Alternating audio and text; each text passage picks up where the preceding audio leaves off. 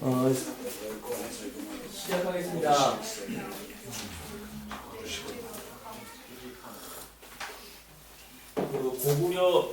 고구려에서요, 아까 이제 호동왕자하고 낙랑공주를 말씀을 드렸죠.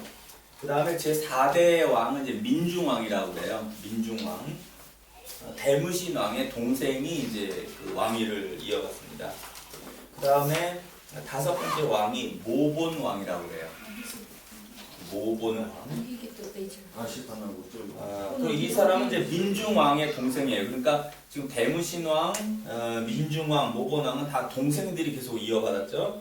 그 다음에 6번째 왕이 이제 그 국조왕이라고 그래요. 고구려의 6번째 왕을, 이 국조왕이라는 분이 상당히 재밌는 분이죠. 국조라는 건 나라를 처음 세웠다는 거잖아요. 국조라는 게. 근데 왜 지금 우리는 고구려의 첫 번째 왕이 주몽인데, 주몽이 바로 뭐냐면 동명성왕이에요. 동명왕 혹은 동명성왕이라고 그러는데 제6대 왕을 국조왕이라고 이렇게 했단 말이에요. 그만큼 이것은 뭘 말하냐면 이 왕이 상당히 이제 위대하다, 공로가 많다 이렇게 알 수 있죠. 흥미로운 건 왕을 몇 년 동안 했냐면 48년서부터 48년이 아니라 53년서부터 시작을 해가지고 146년 동안 했어요. 146년. 53년에 시작해서 146년이니까는 얼마예요? 53년을 빼면 3하고 왕만 93년을 했어요. 나이는 몇 살이냐면 47년에 태어나가지고 165세에 죽었어요.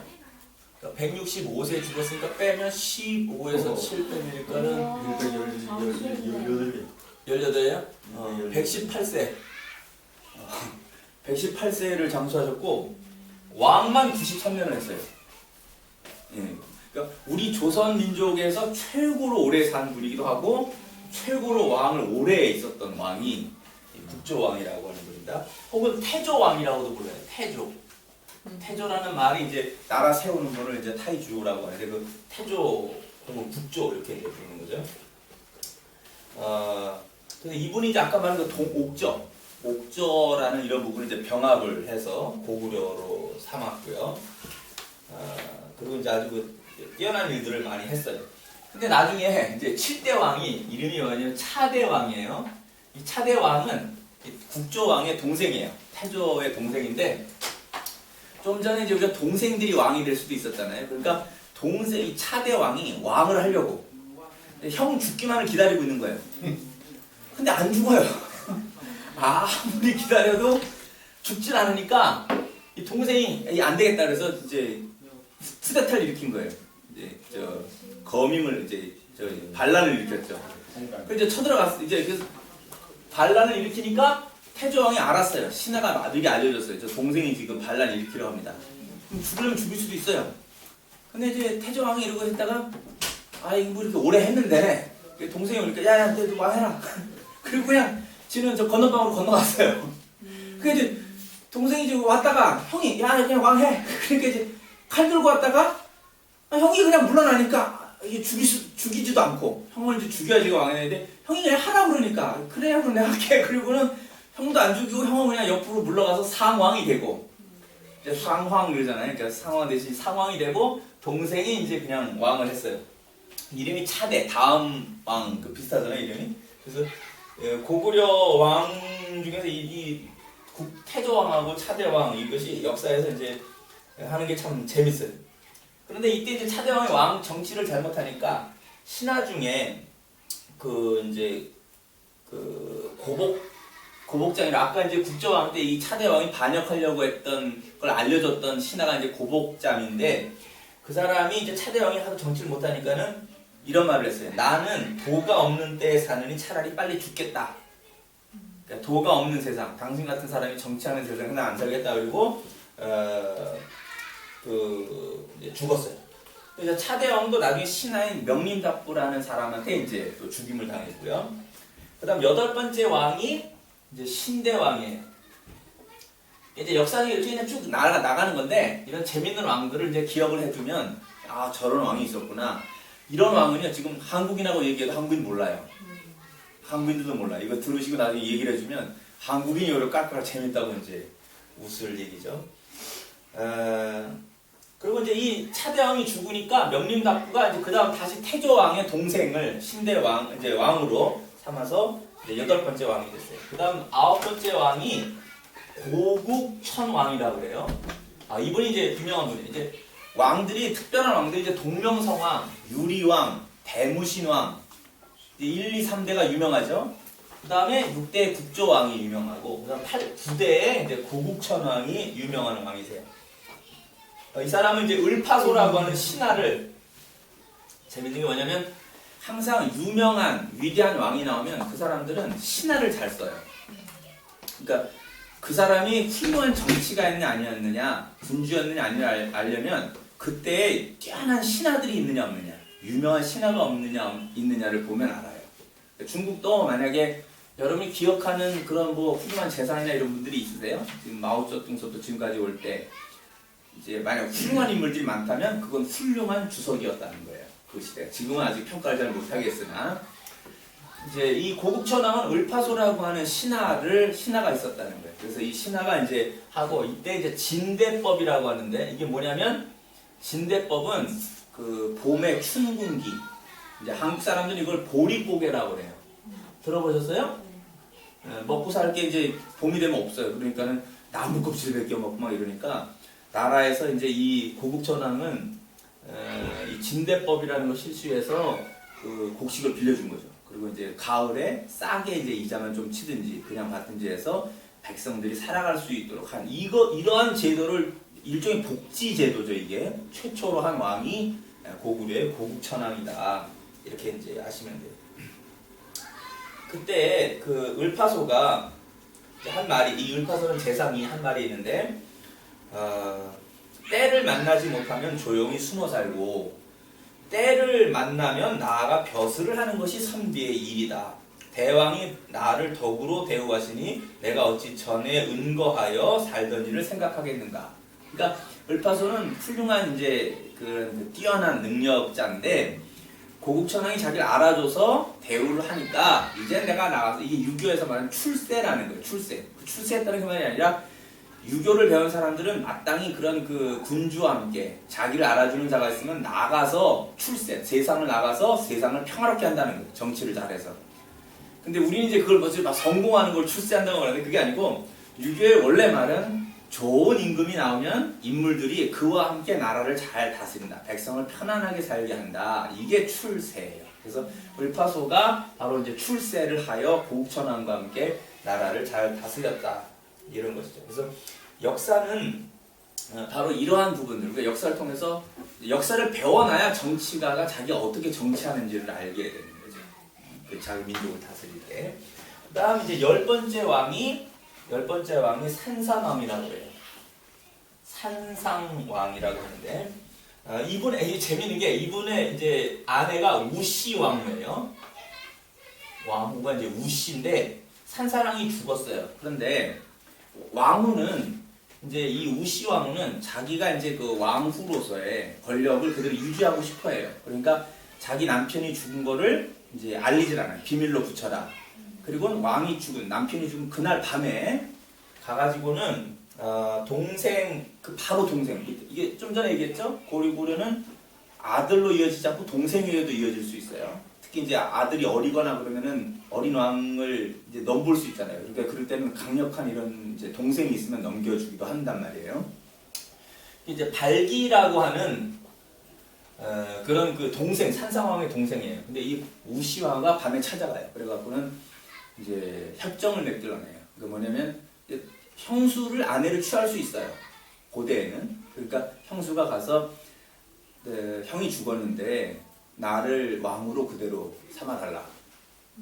당신을 왕으로 할 테니까 나를 그대로 왕으로 해달라. 그러니까 이제 발기는 이제 그 하늘의 이치에 따라 왕이 되는 거지. 그걸 왜 형수 당신이 와서 그걸 얘기합니까? 이렇게 이제 좀 불쾌하게 대한 거죠. 그러니까 우시왕후가 알겠다 그리고 나가갖고는 그 밑에 동생 이제 동생 이름이 연우예요. 두 번째 동생이죠. 남편의. 그래서 시동생이 연우에게 가가지고 얘기를 했어요. 그랬더니 정중하게 대합니다. 형수님 어서 오십시오. 그리고 자초중을 다 듣고는 예 그렇게 하겠습니다. 제가 형수님을 아내로 맞이하겠습니다. 그럼 이제 우시왕은 자기 권력 그대로 유지할 수 있잖아요. 그러니까 연우가 이제 받았어요. 그래서 그 다음날 이제 그다음 발표를 하는데 뭐냐면은 남편 왕이 둘째 동생에게 왕위를 물려줬다. 그러니까 발기가 어떻게 했어요? 진짜 발기하게 생겼어요. 지가 이제 화가 난 거예요, 진짜로. 아 이게 순서 당연히 내 순서인데 이 형수가 껴가지고 이거 조작을 했구나. 그래갖고는 이제 그 주변 나라에 가고 군사를 빌려다가 이제 고구려를 치겠다고 온 거예요. 그러니까 이 연우가 이제 왕이 됐잖아요. 이 왕이 된 여기가 이제 이 산상왕이 아니고 이 산상왕이 연우가 이게 된 거예요. 그러니까 우시왕은 고국천왕의 부인이에요. 잘못 말했네. 고국천왕의 부인인데 연우가 이제 산상왕이 됐어요. 그리고 우시왕은 다시 왕후가 됐잖아요. 그러니까 발기가 이제 발끈해갖고 전쟁을 일으키니까 그 밑에 이제 3만 명을 요동 태수에게 여기 지역이 여기 요동 랴오동 지역에 있는 여기 태수에게 빌려가지고 와서 치려고 하니까 세 번째 동생 이름이 계수예요. 계수. 이 계수가 세 번째 이제 동생인데 이 형이 연우가 야 너 가서 네 큰형 우리 큰형 막아라 그런 거예요. 그러니까 이제 계수가 가가지고는 이제 이겼어요. 이기니까 이제 발기가 얘기하는 거예요. 너 지금 나를 큰형이 나를 죽이겠다는 거냐? 근데 차마 계수가 못 죽이는 거예요. 응? 형이니까. 그러니까 이제 그 왔는데 그래서 이제 이제 돌아왔어요. 이제 하여튼 치고 돌아왔는데 이거를 보고 이제 그 발기가 그 말고 계수가 안 죽이니까 이제 계수가 다시 발기에게 말을 했어요. 뭐냐면 그러면 형님 아무리 그런 일이 있다고 해도 남의 나라 군사를 빌려다가 제 동생 치고 제 나라를 멸망시키겠다고 하는 게 그게 올바릅니까?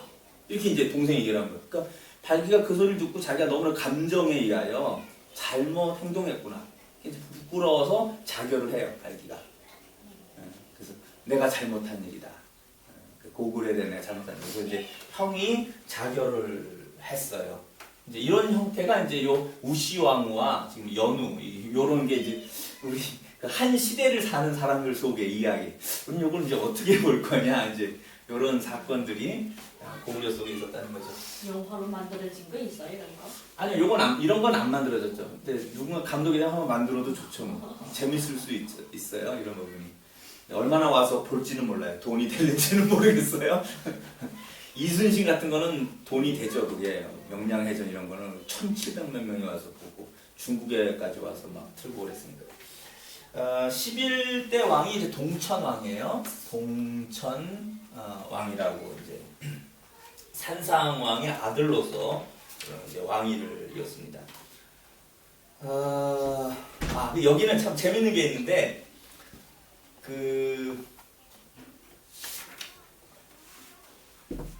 이 동천왕은 어떻게 왕이 되냐면 이 산상왕이 이제 우시왕후도 있고 그러지만 이제 왕들 이렇게 이쁜 여자 보면 이제 그렇게 아내로 삼는 경우 후궁 삼는 경우가 있잖아요. 어느 날 이제 이렇게 밖에 나가서 사냥을 나갔는데 주통촌이라고 노예촌이에요. 노예촌 돼지를 키우는 주통촌을 갔는데 이제 제사에 쓰려고 돼지를 근데 이게 도망을 갔어요. 돼지가 제사 자리에서 목을 내놔라 죽바지 그러고 이제 치려고 그러니까 돼지가 도망을 쳐버렸어요. 이제 저놈 잡아라 그러고 이제 쫓아가는데 이게 그 주통촌이라고 하는 노예촌으로까지 도망갔단 말이에요. 근데 거기에 있는 여자가 아주 그 이제 말괄량이 같은 여자죠. 딱 버티고 돼지를 꽉 잡아준 거예요. 그래서 군사들이 이제 딱 잡아보시니까 그 아주 말괄량이고 막 이런데 이상한 매력 있는 그런 여자인 거죠. 그러니까 왕이 그래서 봤는데 집에 왔는데 왕궁에 들어오는데 안 잊어져 그 여자 얼굴이 그렇게 막 그러니까 이제 밤에 몰래 가가지고는 야 같이 자자 이제 이렇게 한 거예요. 그러니까 이제 저 주통천에 있는 이제 이 여자가 이제 말을 하기를 대왕의 명을 감히 피할 수 없으나 만약 관계하여 아들을 낳으면 버리지 말기를 바랍니다. 이렇게 이제 청을 했어요. 그랬더니 그렇게 하겠다. 그랬어요. 그래서 거기서 이제 그 아들을 낳았어요. 이 아들이 바로 이 산상왕이에요. 이 여기서 이제 동천왕, 산상왕이 그렇게 가서 이제 낳은 아들이 이 사람이 나중에 이제 왕위를 이었는데 이 사람이 이제 그 동천왕이 됩니다. 그리고 이때 이 동천왕은 그 위나라에서 이때가 이제 아마 삼국시대예요. 이때쯤이 시기가 그 언제가 되느냐면은 227년에서 247년이니까 이제 삼국시대의 그 형태가 되는 것 같습니다. 그래서 위나라 그때가 삼국시대 아닌지 삼국시가 맞다 삼국시대죠. 삼국시대 맞아요. 그러니까 한고조 유방이 220년경에 나라를 서서 200년 동안 나라를 다스리다가 잠깐 신나라라고 하는 나라가 세워져요. 중국에. 그게 이제 왕망이라고 하는 사람이 15년인가 나라를 다스려요. 이것도 중국의 굉장히 유명한 적이에요. 뭐냐면 왕망이 그때 최초로 공산주의 국가 하려고 했던 거예요. 중국에서 이 마르크스주의 이런 게 아니라 그때 왕망이 최초로 농지를 다 나누면서 공산주의 국가 형태를 만든 사회주의 국가죠, 일종의. 그런데 15년 만에 그 정책이 실패해갖고 백성들의 손에 죽어요. 그리고 이제 그 후한 광무제라고 해서 그 유씨 집안에 이제 광무제가 일어나서 후한을 세워서 202년까지 가요. AD 200년 정도까지. 그런 다음에 그 유씨의 나라가 후한이 이제 그때 동탁, 여포 이런 사람들 등장을 하면서 얘들을 죽이겠다고 이제 그 조조, 유비 이런 사람들이 이제 다 들고 일어나면서 이제 삼국지가 되는 거예요. 그 시대 위나라 그때 이제 조조의 위나라 이때에 이 동천왕 이쪽으로 쳐들어온 거예요. 그래서 이제 막 그냥 나라가 막 평양서까지 막 이렇게 정복당하고 그래갖고 되게 힘들었던 시기를 겪었던 것이 이제 이 동천왕입니다. 그 다음에 12대 왕이 이제 중천왕이에요. 중천왕. 동천왕의 장남으로서 그 이제 뒤를 이었고요. 여기에 이 두 여자가 싸우는데 이제 이 중천왕의 부인은 정식 왕후는 연씨예요. 왕후 연씨가 있고 첩으로 얻은 여자가 이제 저 관나 부인이라고 있었어요. 근데 이 둘이가 아까 이제 화해하고 치처럼 막 싸우는 거예요. 그래서 이제 관나 부인이 이제 왕후 연씨를 갖다가 이제 그 모함을 한 거예요. 그래서 관나 부인 말하기를 왕후 연씨가 자기를 갖다가 푸대자루에 넣어가지고 버리려고 납치해다 버리려고 했다 하고 중천한테 얘기를 했어요. 그때 이제 왕후 연씨가 똑똑하게 딱 얘기를 한 거예요. 그렇다면 네가 나를 넣어서 갈 때 내가 여자라도 몸 무게가 있는데 네가 나를 끌어다 버릴 수는 없을 거 아니냐? 그럼 같이 온 놈 누구냐? 그죠? 같이 온 누가 있어야 끌어다 버릴 거 아니에요. 대라! 그러니까 못 되는 거예요, 관나 부인이. 그러니까 이제 중천왕이 알았어요. 이게 관나 부인이 모함을 했구나. 그래서 이제 관나 부인을 못 베어 죽여요. 이제 그런 이제 국내 이제 질투 이런 거 이제 이런 게 모함하고 이러는 것을 막는 그런 얘기가 되는 것이죠. 그 다음에 이제 중천왕 다음에 13대가 서천왕이라고 그래요. 이렇게 그냥 들으면 이거 별거 이제 재미가 별로 없을 수도 있어요. 근데 꾸준하게 연결을 해야 돼요. 왕을 중심으로 해서 연결을 해서 이해를 하는데 그냥 재밌는 거를 얘기하면서 이렇게 기억하도록 해드리는 거예요. 그래서 이 서천왕은 당시는 이제 그 왕과 아까 이제 사실은 고국천왕 때 재밌는 얘기를 하고 그냥 갔는데 이때 중앙 집권이 이루어져요. 중앙 집권. 그래서 이제 고국천왕 때의 고구려는 이제 이렇게 좀 태조왕 때도 이루어졌지만 이제 좀 더 강력하게 중앙 집권을 이루었다 이렇게 볼 수 있는 거죠. 근데 서천왕 때 와서 다시 이제 그런 게 무너지고 왕족과 귀족 사이에 귀족들이 이제 왕권을 넘보는 경우들이 생긴단 말이에요. 그래서 이 균형을 잘 맞춘 왕이 서천왕이다. 그 다음에 14대 왕은 봉상왕이라고 해요. 이 봉상왕이라고 있는데 이 봉상왕은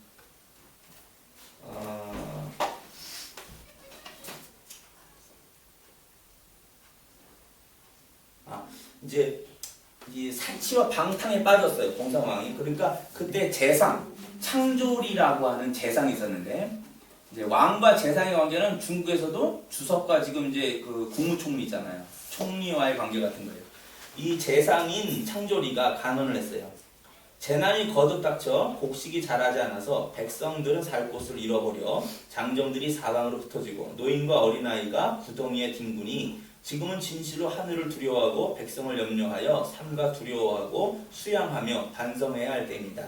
대왕께서 일찍이 이것을 생각하지 않고 굶주린 백성들을 몰아 토목일로 고달프게 하는 것은 백성들의 부모된 뜻에 매우 어긋나는 것입니다. 하물며 이웃에 강하고 굳센 적이 있는데 만약 그들이 우리가 피폐한 틈을 따서 쳐들어온다면 사직과 백성을 어떻게 하겠습니까? 원컨대 대왕께서 깊이 헤아리십시오. 이런 말을 잘 들어야 되는데 안 듣고 화를 내면서 이제 쳐버리는 거죠. 창조리 이런 것을. 그래서 이제 이 봉상왕은 이제 별로 좋지 않은 왕으로서 이제 이렇게 되는 것이죠. 그러다가 나중에 이제 신하들이 이제 왕을 패해버려요. 그러니까 봉상왕은 그 두 아들과 함께 자살을 합니다. 이 자살을 하고 이제 봉상왕이 그냥 죽은 게 아니라 그 전에 할 때 동생을 죽여버렸어요. 동생이 이제 왕권의 위협이 된다고 생각해서 죽였죠. 근데 이 자기 아들도 죽고 지금 자기도 죽고 동생도 죽여버렸으니까 왕을 이을 사람이 잘 없잖아요. 근데 동생의 아들이 하나 있었어요. 그게 이제 울불이라고 하는데 이 울불이 재밌어서 이 설명을 한 거예요. 이 15대 왕 이름이 미천왕이에요. 자, 아까 제가 이제 한번 나왔었는데 이 미천왕이 뭐냐면 낭랑을 없앴다 그랬죠? 낭랑을 없애서 한사군을 완전히 몰아내고 이게 313년에 일어난 일이에요. 콘스탄티누스 황제가 그 서양에서는 이제 그 기독교를 공인했다 이렇게 이제 하는데 고구려에서는 바로 낭랑을 제거함으로 인하여서 완전히 한사군을 몰아내고 이 만주와 한반도 지역에 다시 조선 민족의 그 영역을 회복한 왕이 미천왕입니다. 그래서 이 이름이 미천한데 이게 재밌는 게 왜냐면 울불이 이제 아버지가 죽으니까 탈출한 거란 말이에요. 그래서 이제 거지처럼 산 거예요. 거지처럼. 그래서 거지처럼 사는데 어떤 일을 당했냐면 그 얘기가 다 기록되어 있는 거예요. 이제 하루는 어떤 부잣집에 가서 이제 하인으로 사는데 부자가 시킨 거예요. 뭐냐면 야, 나 자는데 저 개구리가 방해돼. 그러니까 넌 개구리가 밤에 울지 않도록 연못에 돌을 던져라. 밤새 돌 던지고 앉아있는 거예요. 그럼 잠도 못 자죠. 낮엔 또 일 시키죠. 그러니까 이게 이제 저 이렇게 막 착취하는 거죠. 이렇게 그 하인으로 삼아서. 그러니까 이제 도저히 못 견뎌서 이제 다시 이제 떠나가지고 갔는데 이번에 소금 장수를 했대요. 근데 소금 장수를 하는데 어떤 노파에게 가서 이제 소금을 파는데 이 노파가 소금을 더 달라는 거예요. 이제 뭐 이렇게 조금 더 달라는 게 아니라 막 강짜를 부리는 거예요. 아주 곱게 늙지 못한 노파죠. 그런 면에서. 그냥 이제 안 된다고. 그러면 이제 싸갖고 오는데 이 노파가 이 성격 고약한 노파가 있어요. 거기다 자기 신발 이렇게 뭐 이런 걸 한 놓는 거예요. 그 다음에 뒤쫓아온 거예요. 그 다음에 이제 지금 말하면 꽁안을 데리고 온 거죠. 그래갖고 이놈이 소금 팔다 내 거 물건 훔쳐갔다고. 이제 이 울부리는 검사해보라고. 검사했더니 성경 비슷하죠? 에고 요셉 부모중인가 그거 넣은 거라. 그거 이제 저기를 잡아오려고 베냐민을 이제 데려오려고 한 수단이었고 좋은 뜻이었고 이거는 완전히 모함을 해갖고 소금 뺏고 이제 매 맞고 막 이런 비참한 지경을 당했어요. 미천왕이 어렸을 때. 그리고 이제 그러면서 막 전전긍긍하고 이제 막 그 갈대숲 속에서 자고 막 이러는데 봉상왕을 죽였단 말이에요, 신하들이. 그리고 누굴 왕으로 할 거냐 할 때 이게 동생의 아들, 이 왕의 조카가 가장 최적임자니까 다음 왕위를 이했자니까 찾은 거예요, 이제. 그러니까 이제 가서 딱 찾았는데 울부리십니까? 그러니까는 나 아니라고 막 이랬겠죠. 그러니까 이제 거기서 틈이 없는 거예요. 재상에 딱 보니 이거 맞다고. 그러니까 다들 무릎을 꿇으니까 왜 이러냐고 이제 그러니까 이제 이렇게 이런 일이 있어서 왕을 폐위하고 왕이 죽었다. 그리고 당신은 우리가 왕으로 모시려고 한다. 이제 그제서야 내가 이제 이제 왕의 조카다 얘기를 하고 왕이 됐어요. 그래서 미천왕은 미천한 걸 많이 안다 이거예요. 백성들의 그런 그 삶을 다 알기 때문에 백성들을 해서 많이 일을 했어요. 근데 이제 중국의 그 유명한 맹자의 그 말 있잖아요. 뭐예요? 하늘에서 인재를 내려면은 뭐 뼈를 아프게 하고 뭐 살이 아프고 고달프게 한 후에서야 그 사람이 인자가 된다고. 그 맹자가 중국애들 다 외우더라고요 그거를. 그래서 그 인재를 내는 런차이를 내는 것에서 보면 바로 미천왕은 그런 면에 잘 맞는 왕이라고 볼 수 있어요. 그러니까 자기가 그 고난을 알기 때문에 아주 그 손수 이렇게 백성들의 삶을 돌아보고, 그리고 이제 정복 사역도 아까 말한 낭랑을 쳐서 이런 걸 하고 이랬던 왕이 이제 그 미천왕입니다. 그래서 아까 얘기했지만 한사군에 있었던 400년 동안의 중국 한족의 통치를 끊어버리고 만주와 한반도 지역의 조선족의 나라, 통일된 나라를 다시 만들 수 있는 기틀을 했던 왕이 바로 미천왕이다. 이렇게 보실 수 있습니다. 되게 점심 먹고 나면 공부가 잘 안 돼요. 네. 졸려오고 이제 머릿속에 자꾸 딴 게 떠오르고 이런 일들이 벌어지죠.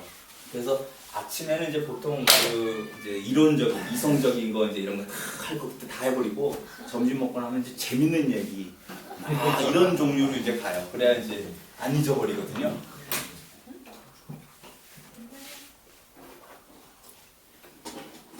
자, 그 다음에 16대 왕이 고국원왕인데요. 자, 이름이 어때요, 여러분? 느낌이 어떻게 들어요? 고국원왕. 고국원왕 잊지 않게 하는데 뭔가 원망스럽죠. 예, 원망스러워요. 왜냐하면 고국원왕은 백제에서 근초고왕이라는 사람. 자, 이것도 이제 좀 이따 나올 거예요. 근데 근초고왕, 왕이 어떨 것 같아요? 그 왕 이름 자체가 근초고왕. 아주 열심히 일하는 왕이에요. 근면한 왕이에요. 근초고왕은 아주 열심히 하는 왕이에요. 이 왕 이름이 희한하게 그 비슷하게 맞아떨어져요. 저는 그렇게 해서 외우게 하는 거예요. 이제 학생들도 그러고 공부시킬 때. 근초고왕은 백제의 최대 영토를 가졌던 왕이에요. 백제의 최고 영광은 이 왕 때 일어난 거예요. 근데 이 근초고왕이 평양성까지 쳐들어와서 그거 막다가 고국원왕이 전사를 해요. 자, 그럼 이게 무슨 일이냐면 잘 보세요. 백제는 지금 어디서 아까 나왔다 그랬어요? 소선호하고 비류하고 원조가 고구려에서 떠나서 갔었죠. 근데 이들은 사실은 그 비류하고 원조는 주몽이가 친아버지는 아니잖아요. 그러니까 이건 원래 뿌리는 백제는 어디다 둔다는 거예요? 부여에다 둔다는 거예요.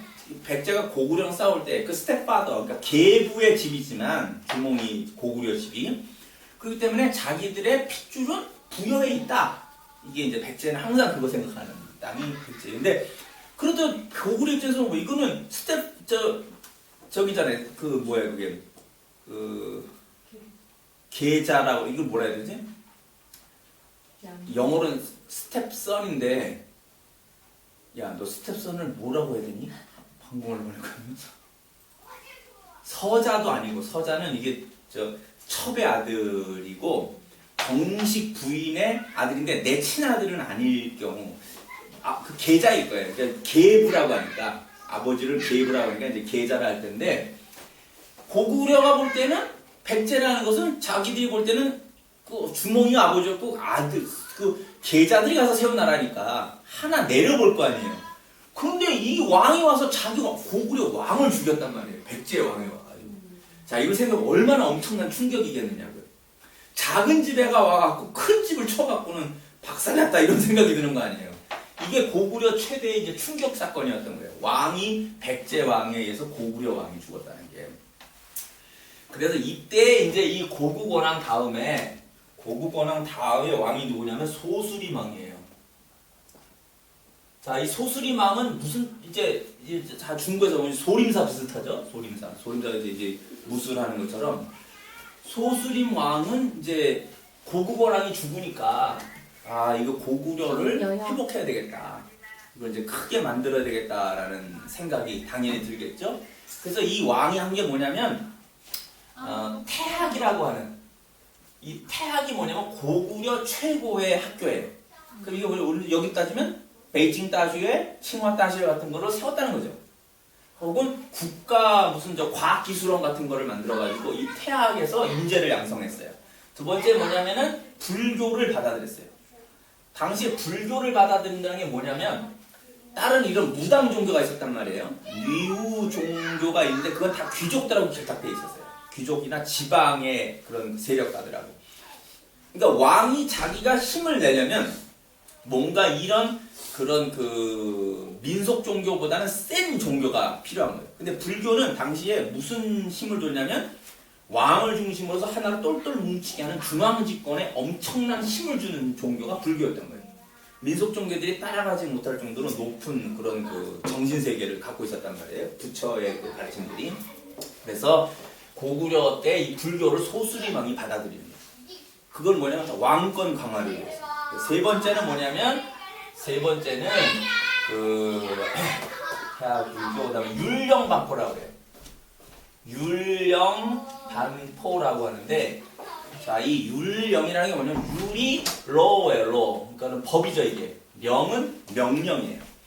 그러니까 율은 국가를 보면 여기 중국에서도 헌법이 있고요. 그 밑에 법률이 있죠. 헌법, 법률, 그다음에 명령이에요. 헌법, 법률, 명령, 조례, 규칙 이렇게 나가는데 이게 뭐냐면 헌법은 국가의 법이고 법률은 여기까지는 이제 만들죠. 명령은 대통령령이라고 해요. 그러니까 중국으로 따지면 주석령이에요. 주석이 내리는 명령이 있는데 일반적으로 좋은 체제에서는 주석이 내린 명령은 헌법이나 법률의 아래에 있어야 되는 거예요. 근데 독재 국가는 이 주석의 령이 헌법보다 위에 있게 되는 경우들은 그게 독재가 되는 거예요. 근데 정식으로는 세 번째 있는 거예요. 명령. 그러니까 율령 반포라는 것은 국가의 법, 헌법이나 법률을 만들었고 그 다음에 그 행정의 장, 왕이나 이런 사람이 내리는 명령 같은 게 체계가 잡혔다라는 말이에요. 그러니까 어느 나라든지 율령이 반포되면 좀 전에 이렇게 목사님께서 그 말씀을 하셨지만 그 어떤 여자가 이제 막 꽁안이가 뭘 했는데 가서 이제 탁 하고 사과할 거 사과한 다음에 막 따졌다고 그랬잖아요. 꼼짝도 못했다고 하셨던 말씀이 그게 꼼짝도 못하는 거면 법을 따져서 정확하게 했을 때 꼼짝도 못하는 나라가 됐다면 율령이 제대로 섰다는 거예요. 근데 까불고 있어가지고 잡아가서 가서 두들겨 패고 감옥에 집어넣으면 율령이 아직 안 선 나라가 되는 거예요. 그래서 이 율령 반포가 됐다는 거는 소수림왕 때에 귀족들이 함부로 횡포를 이제 못하게 됐다는 소리예요. 서민들이, 백성들이, 귀족들이 그러면 같이 가갖고 율법, 법률에 따라서 재판을 받을 수 있는 그런 그 질서가 잡혔다 이런 뜻이에요. 그래서 소수림왕 때 이 세 가지 나라 인재를 키우는 태학을 설립하고 왕권을 강화하기 위해서 불교를 받아들이고 세 번째 율령을 반포하여 국가 행정 질서를 잡은 왕이 소수림왕이에요. 이 소수림왕은 고국원왕이 죽은 이 충격에서 고구려를 재정비한 왕이다 이렇게 볼 수 있는 거죠. 다음 이제 18대 왕이 고국양왕이에요. 이 고국양왕은 광개토 대왕의 이제 아버지죠. 고국양왕, 고국에 영향을 준 왕이다. 이렇게 외우면 참 잘 쉬워요. 소수림왕서부터 국가를 이제 잘 키웠다. 영향을 잘 줘서 키웠다. 이렇게 하면 이제 잘 외워지죠. 그 다음에 이제 19대 왕이 그 유명한, 여러분도 아실지 모르지만, 광개토라고 들어보셨어요? 태왕 광개토예요. 광개토는 그냥 왕이 아니에요. 태왕이에요. 태왕. 여기다 호자까지 붙여요. 호태왕. 부르기를 태왕이라 부르는 사람이 있는데 그게 광개토다. 태왕이다. 그러니까 태왕의 뜻은 뭐냐면 그냥 왕이 있고 왕 위에 뭐가 있냐면 대왕이 있어요. 대왕. 뛰어난 왕은 대왕이죠. 따왕이에요. 근데 따왕보다 더 큰 건 타이왕이에요. 그러니까 타이왕은 중국의 뭐와 같으면 이게 황태하고 같은 거예요. 그러니까 태왕이라는 말은 광개토에 와서 비로소 고구려는 중국의 황제와 비견할 만한 중국말로 황제가 되었다라는 거예요. 황제의 반열에 오른 사람이 태왕 광개토다라는 거예요. 제국을 이루었다는 거예요. 제국. 그러니까 나라는 그냥 왕국, 그 영어로는 킹덤, 그냥 나라예요. 나라인데 이것을 이 왕국 이런 나라들을 다 정복하여서 큰 나라를 이루면 그것을 제국이라고 해요. 그래서 중국도 한우디 무제가 이룬 것은 제국이에요. 한 제국이에요. 그 전에 유방이 이룬 것을 제국이라고 하기에는 그럴 수도 있어요. 근데 한 무제는 저쪽 스초르까지 뚫으면서 서역을 정복을 하고 조선을 멸망시키고 근데 이런 큰 그거 이제 제국이라 이렇게 하는 거죠. 여러 왕들을 복속시켰다라는 뜻이 됩니다. 그래서 태왕 광개토에게서 이제 태왕을 붙이는데 그는 남쪽으로 그 내려가서 백제를 이렇게 작게 만들고요. 그다음 당시에 외국이라는 일본은 당시에 나라 명칭이 없었어요. 일본이라는 나라 명칭은 660년 이후에 만들어져요. 르본이라는 그 말은 백제가 멸망한 다음에 만들어져요. 나중에 제가 한번 말씀드리는데 왜냐면 백제를 걔네들은 일본 애들은 백제를 뭐라고 불렀냐면은 대일이라고 불렀어요. 예, 백제를 만들 때 대일국이다 이렇게 불러요. 일본 애들은 그때 말은 자기는 외국이에요. 그래서 자기는 스스로 외라는 말을 붙인 게 아니라 중국 사람들이 볼 때는 키가 작아요. 일본 애들이. 그 조몽인이라고 키 작은 사람들이 있었는데 거기에 뭐가 들어가면 야요인이 들어가서 이제 일본인들이 좀 커진 것 뿐이지.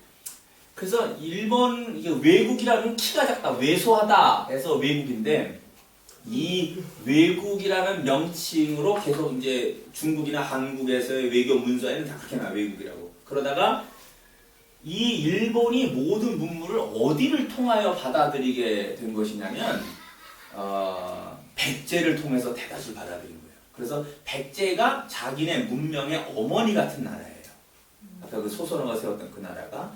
그래서 이건 태양, 큰 이 일이라고 하는 것은 태양과 같이 자기들의 모든 영양분을 받는 큰 나라다라는 뜻으로 백제를 대일국이다 이렇게 부른 겁니다. 그런데 백제가 660년에 당나라와 신라의 연합군에 의해서 멸망을 당해요. 그러니까 이게 멸망을 당하고 나니까는 외국은 이제 자기들 문명을 받을 나라가 없는 거예요. 이 차단당해 버렸어요. 그래서 외국은 이때서부터 뭐냐면 자기네들 이 문명 스스로 문명을 한다는 거예요. 태양이 스스로 뜨고 그 안에 스스로 자체의 이제는 문명과 문화를 만들 수밖에 없다는 뜻에서 르본이 되는 거예요. 백제의 멸망과 연결해서 일본이라는 국호가 이때 생기는 거예요. 재밌죠? 일본이 백제. 네, 이거를 일본 민족하고 백제 조선족 관계 혈육적인 혈육 관계 있어요. 있어. 그러니까 백제의 왕족이나 귀족의 딸들이 거기 가서 일본 천황의 왕후가 돼요. 그러니까 일본 왕족 피해는 그 천황의 피해는 천황이 지난번에 얘기했어요. 우리 집안에 우리 천황 집안에 몇 대는 백제에서 넘어온 사람들이다. 신라의 몇 명의 여자도 우리나라 왕후가 됐다. 그래서 우리 피해는 백제와 신라의 왕족의 피가 함께 흐른다. 이렇게 정식으로 말을 했어요. 일본 족보, 일본 그 천황 족보에 유전자 검사하게 되면 뭐더 찾을 수 있겠다. 네? 유전자 검사하게 되면 아니 걔는 족보에 적혀 있다니까요. 천황의 족보에 이미 적혀 있기 때문에 그걸 역사 책을 없애버리지 않는 한은 못 지워요. 그 DNA 검사할 필요도 없이 이미 기록되어 있는 건 없앨 수가 없는 거예요. 그리고 이번에 천황이 직접 말을 한 거예요. 그러니까 일본 수상이 되게 싫어했어요 그걸. 왜 그거 말씀하시냐고. 천황의 가족에는 그런 조선 민족의 피가 있는데 예. 다른 백성들에는 관계 없. 아까 얘기했잖아요. 야요이. 예. 처음에 아주 첫 시간에 말씀드린 그 동이 구족의 피가 야요이 피로 해서 조몽은 그 남쪽에서 올라온 애들이고요. 야요이라고 하는 지역에서 이건 쪽에서 유목민족이 일본으로 넘어서 큐슈 지역이라고 큐슈라는 게 규수 지방인데 그게 일본의 남서부예요. 일본의 모든 똑똑한 애들은 다 이 남서부에서 나와요. 그러니까 여러분 이쪽에 쳐들었던 이토 히로부미 있죠. 이토 히로부미 누구냐면 이등방문이라서 이 만주 여기 조선 정복과 만주 정복의 1등 공신이 이토 히로부미예요. 그 사람들이 그러니까 막부를 일본의 나중에 에도 막부라 그래서 도쿠가와 이에야스의 막부가 있는데 그거를 없애버리고 조선을 정복하고 만주까지 들어오는 진출의 가장 최고 공로자가 이토 히로부미. 하얼빈에서 안주군이 쏴 죽여버린 거예요. 그 사람이 큐슈 지역이에요. 그러니까 그 큐슈 지역은 뭐냐? 아까 그 사람 얼굴도 야요이인이에요. 조몽인이 아니에요. 야요이인의 잘생긴 얼굴, 키가 좀 크고 그런 건데 이제 이런 게 이제 일본이에요. 그러니까 이게 역사한테 다 연결되어 있어요. 연결되어 있고 이제 르본 일본이라는 것은 백제가 멸망한 후에 자기들 스스로 문명을 스스로 창조해내지 않을 수 없는 거기에서 이제 르본이다 이렇게 이제 붙였다는 거죠. 일본이 조선족을 아니 한민족을 침략을 많이 해가지고. 그게 이제 왜 그러냐면 얘네들 이제 섬나라잖아요. 그러니까 영국도 마찬가지. 섬나라의 특징은 대륙으로 진출하고자 하는 마음이 있어요. 섬 자체의 약함을 대륙 진출로다 그 영국이 그 대영 제국이라는 게 그 일본도 일본 제국이라는 게 대륙으로 쳐들어가는 거거든요. 그러니까 영국도 이쪽을 이제 쳐들어오는 것이고 영국 프랑스가 100년 동안 싸우는 이유도 그 영국이 프랑스 점령에 들어가는 거였거든요. 대륙 쪽으로. 그래서 섬나라 그리고 이제 예의가 가장 바른 나라가 일본하고 영국이에요. 섬나라는 왜 예의가 바를 수밖에 없냐면 대륙에 있는 사람들은 조금 이렇게 무식해도 돼요. 왜냐하면 하다가 도망가면 돼. 대륙이 어딘지 도망갈 수 있어요. 누가 나를 죽이려고 하면 도망가면 되잖아요. 그죠? 근데 한반도도 뭐예요? 반도도 뭐예요? 한쪽은 대륙에 붙어 있잖아요. 삼면은 바다지만 한쪽은 도망갈 수 있잖아. 그러니까 반쯤 예의가 있고 반은 예의가 없어요. 근데 일본이나 영국은 완전히 예의를 갖춰야 돼요. 왜냐면 누구한테 찍히면 도망갈 데가 없어요. 섬 안에 어디선가 있다가 잡혀 죽어요. 그러니까 철저히 남에게 대해서는 예의를 갖춰야 돼요. 그래서 영국의 그 매너나 일본의 매너가 세계 최고인 거예요. 그 면에서. 안 그러면 도망갈 데가 없으니까.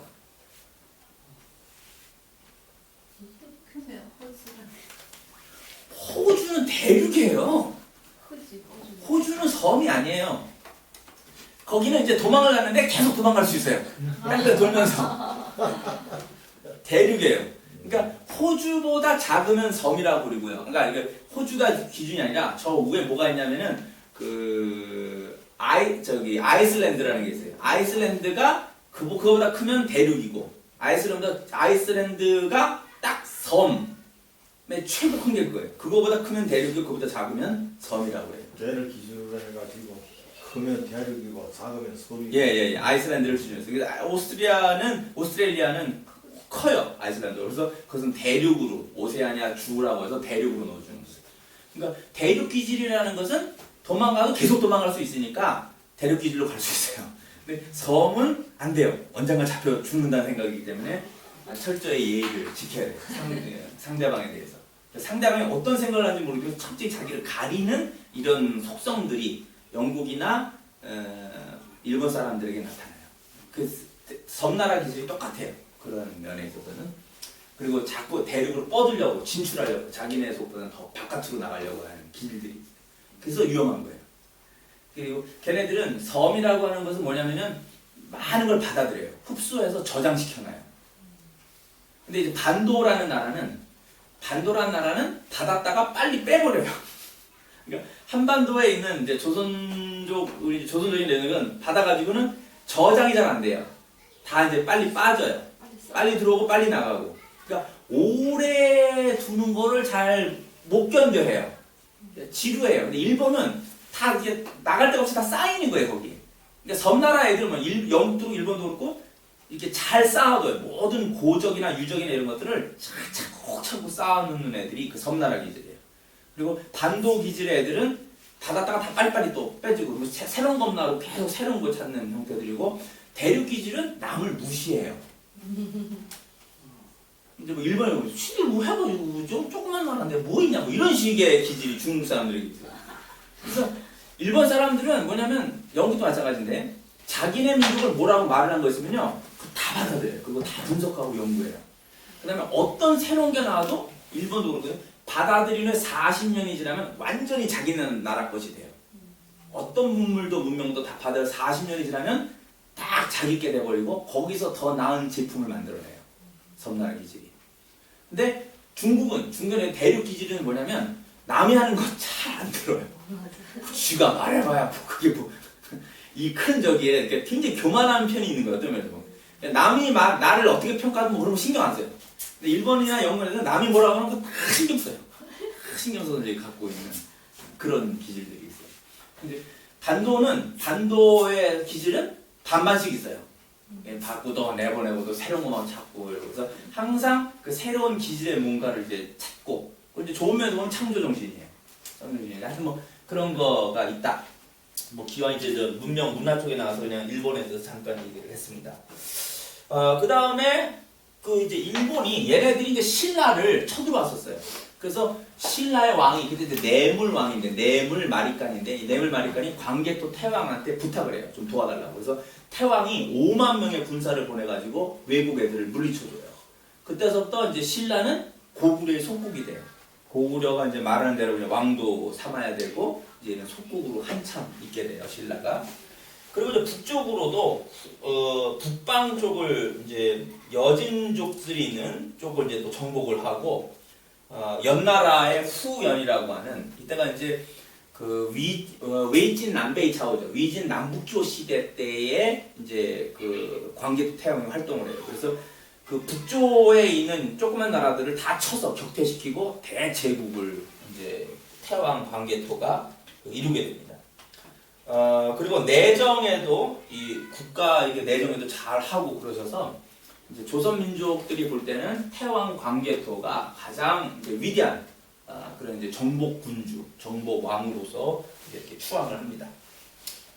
그 다음에 이제 20대 왕, 20대 왕이 이름이 뭐냐면 장수왕이에요. 자, 이분의 특징은 뭘까요? 장수하셨어요. 네. 장수하셨어요.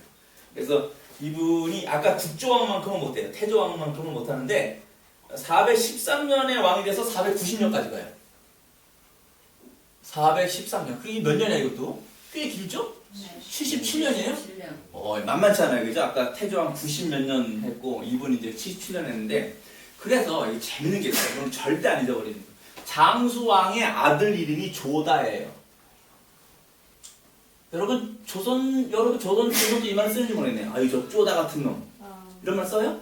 야 이 쪼다야 이 병신아 바보야 뭐 이런 말이잖아요. 그게 좀 이렇게 똘똘하지 못하고 막 이러면 야 이 저 쪼다 그러는데 그거 왜 그러냐면 여기서 나오는 거예요. 장수왕의 아들이 조다인데 아버지가 죽고 자기가 왕 되길 기다리다가 먼저 죽었어요. 그래서 이 조다라는 이름을 그래서 저 조다 같은 일이다 이게 이런 일이 자꾸 되다가 이제 쪼다 발음이 좀 강해져 갖고 이제 우리 조선족이 이제 이 쪼다라는 말을 쓰는 거예요. 에휴 제대로 일 못 읽었다 이런 말을 할 때. 장수왕은 이제 아버지가 이제 주로 북쪽에서 많이 이것들을 이루니까 장수왕은 남하 정책.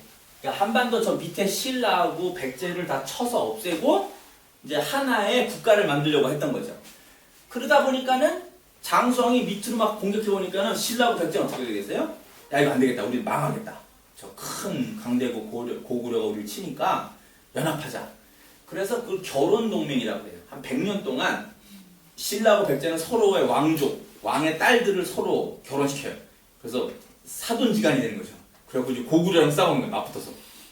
그래서 이것을 결혼 동맹이다 이렇게 하고 백제하고 신라가 이제 한 100년을 그런 그 결혼 동맹 관계로 들어가요. 그래서 여기 또 뭐가 있다. 장수왕이 이제 그리고 장수왕이요. 이게 있다. 제가 이제 이걸 고구려라고 그랬잖아요. 이 언덕 구자를 쓴다고 그랬죠. 고구려. 언덕에 있는 나라로 했죠. 고구려가. 고시, 원래 해시였는데 고시로 바꾸고 구려라고 했는데 장수왕이 이 구자를 빼버린 거예요. 왜냐면 우리가 이제 이 대제국을 이루었는데 이게 이 조그만한 지역에 구자가 들어갈 일이 없다. 그러니까 고시의 아름다운 나라. 아시겠어요? 언덕에 있는 조그만한 나라가 아니라는 게 이제는 이 큰 나라를 이루었으니 이걸 우리가 이제 나라 이름을 고려로 한다. 그래서 중국인들이 지금도 이거를 뭐라고 하면 까오리 그러는 거예요. 와가지고 근데 왜 고구려라고 안 하고 까오리라고 그러지? 이 중간에 이게 그걸 꺼운지 쥐인지 이게 들어가야 줘야 되는데 까오쥐리라고 이게 들어가는데 안 집어넣어요. 이 사람 이게 뚜어인치예요. 꺼우하고 쥐라고 해서 뭐라고 발음해야 될지는 정확하게 모르겠어요. 걔네들이 이걸 뭐라고 그래요? 까오쥐리 그러는지. 그래서 이거를 빼버리고 까오리 그랬기 때문에 그 이후로 한족은 이 나라를 까오리로 하는 거예요. 지금도 우리 한국에서 역사책은 고려로 해야 되는 거예요. 장수왕 이후로 이걸 고려로 했기 때문에 사실은 고려라고 해야 되는데 역사학자들이 이걸 계속 고구려라고 하는 것은 조금 옳지 않아요. 한국 역사학자들의 그 이제 하는 모습들이. 그리고 그 어디였을까?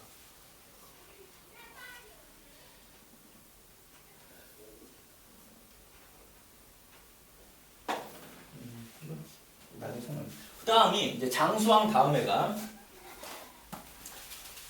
장수왕까지 갔고요. 그 다음 왕이 누구냐면은 21대 왕인 문자명왕이라고 그래요.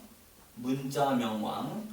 이름 자체가 이제 상당히 문명 쪽에 그런 것을 이제 외교 관계를 잘 맺었던 왕이다 이렇게 볼 수 있습니다.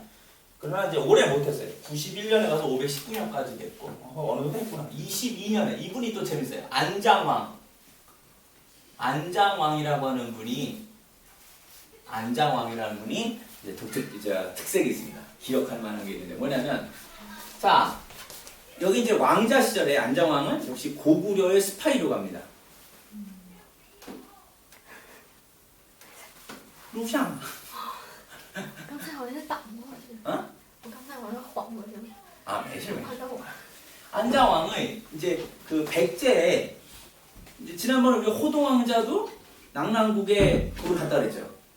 낙랑 스파이로 갔었는데 안장왕도 이제 백제의 스파이로 갔었어요. 근데 돌아오는 길에 이제 오다가 한시미녀라고 하는 백제의 여자인 한시미녀를 만나요. 그래서 두 사람이 이제 살림을 차리고 살았단 말이에요. 그런 스파이 기간 동안에. 그러다가 이제 보고를 해야 되니까 이제 고구려로 돌아가야 돼요. 이제 헤어져야 되잖아요. 그래서 한시미녀에게 얘기를 한 거예요. 내가 이 보고를 하고 너를 와서 데려가겠다. 약속을 하고 갔어요. 그러니까 이제 이 한시미녀는 이제 이제 한강 쪽에 경기도 지역 쪽에서 이제 있었던 여자인데 맨날 그 이제 산이 하나 있는데 그 산 이름이 지금 이제 왕봉산인가 뭐라고 하는 것 같아요. 거기를 올라가서 맨날 기다려요. 북쪽을 보면서 이제 내 님은 언제 오나 하고 이제 기다리고 이제 있었어요. 그게 이제 마침내 이 왕이 온 거예요. 그리고 한시미녀를 데려가서 후궁을 삼은 거죠. 그래서 이 고구려 남자의 아까 이제 아름다운 이야기들 이제 뭐 호동왕자 이야기하고 이 안장왕이 고구려 남자를 이렇게 잘 표현해주는 약속 지키는 그런 남자로서 이 안장왕이 이제 이렇게 기억될 수 있습니다. 그 다음에 23대 왕이 이제 안원왕이라고 그래요. 안장왕의 아들이 없이 죽어서 그 동생이 뒤를 이었습니다. 뭐 그냥 이건 큰 건 없어요. 아 여기도 이게 있구나. 이 안원왕 때는 여기도 좀 원망스러운 게 있을 텐데 중부인과 소부인, 중부인과 소부인. 이게 이제 중부인은 좀 세력이 좀 컸고 소부인은 좀 작았다고 볼 수 있겠죠. 이 두 여자가 또 집에서 싸웠어요. 그러니까는 귀족들이 나는 중부인 편이야, 나는 소부인 편이야 해서 귀족이 갈라졌어. 그래서 뒷다 서로 싸워갖고 약 2천여 명의 귀족이 죽었다네요. 이 두 부인 간의 싸움 때문에 고구려 귀족들이 죽고 결국 이제 그 중부인 쪽에서 이제 정권을 잡아요. 그리고 정권을 잡고 근데 이 암투 때문에 너무나 많은 귀족들이 죽고 그 귀족 중에 세력이 약해졌다는 거예요. 이제 이게 그래가지고 이제 문제가 생기는 거죠. 그 다음이 이제 양원 24대 왕이 이제 양원 왕이에요. 이제 중부인 쪽에서 이제 다음 세대의 왕을 낸 거죠. 그래서 양원 왕이 되고 그 다음 25대 왕이 평원 왕이에요. 평원왕. 여기 이게 이제 또 재밌는 거예요. 평원왕이. 왜 그러냐면 평원왕의 딸 중에 여러분이 아시는지 모르겠지만 그 공주 이름이 평강공주라고 아세요? 예.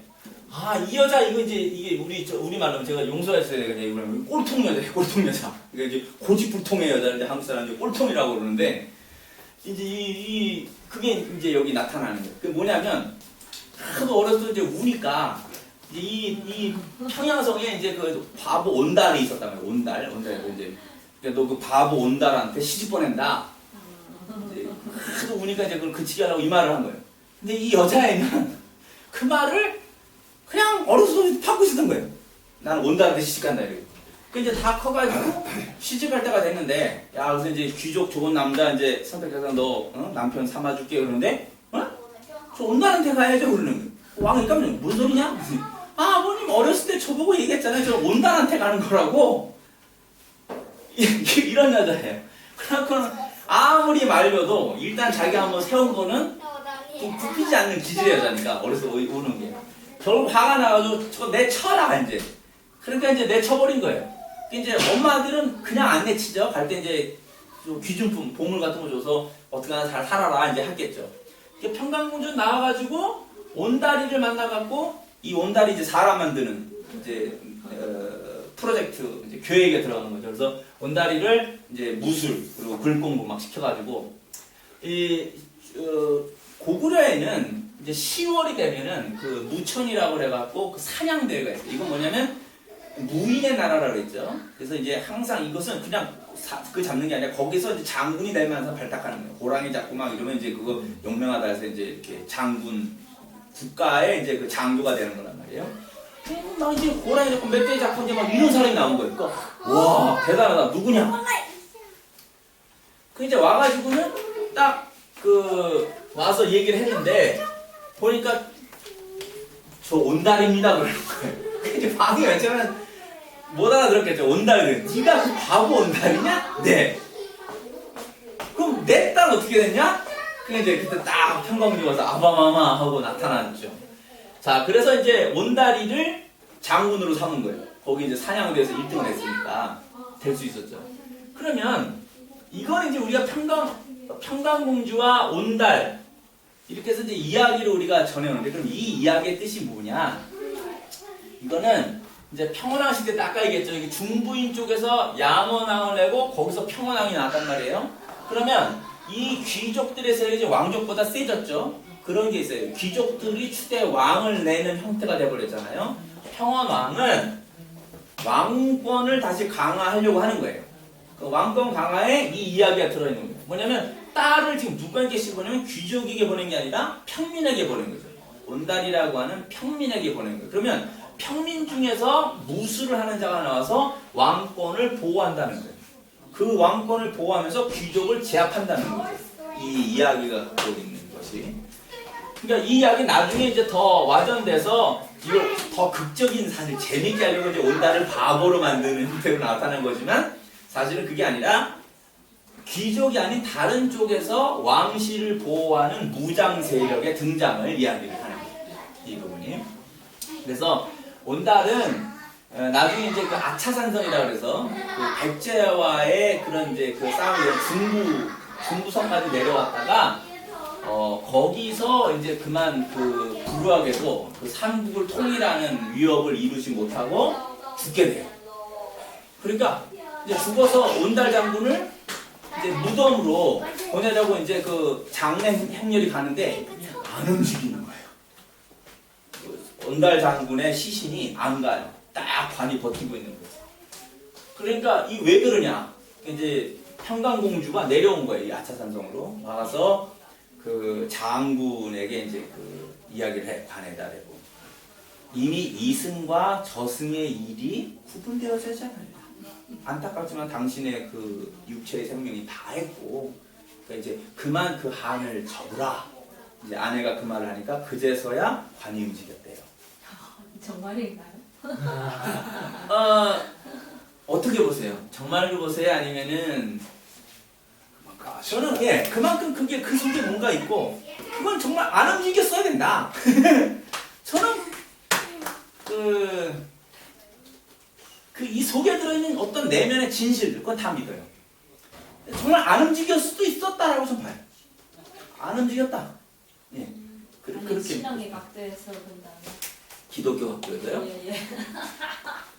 하나님께서 그리 하실 수도 있겠죠. 하나님께 하나님도 아니요 하나님은 우리가 이제 여러분은 이제 칼빈주에서 그 특별 계시하고 일반 계시라는 걸 구분해 버리기 때문에 그래요. 아니 그게 우리 이제 한 사람이 죽은 사람인데 말하면 우리는 귀신인데 말하는 걸로 되지 뭐 죽은 사람이 어떻게 그 말을 들을 수 있겠어? 나중에 이제 하나 더 나왔는데 여러분 저기 최영 장군이라고 아세요? 최영 장군? 최영인데 고려의 무장이에요. 근데 이 사람이 이성계한테 죽임을 당해요. 근데 고려의 위대한 충신이에요.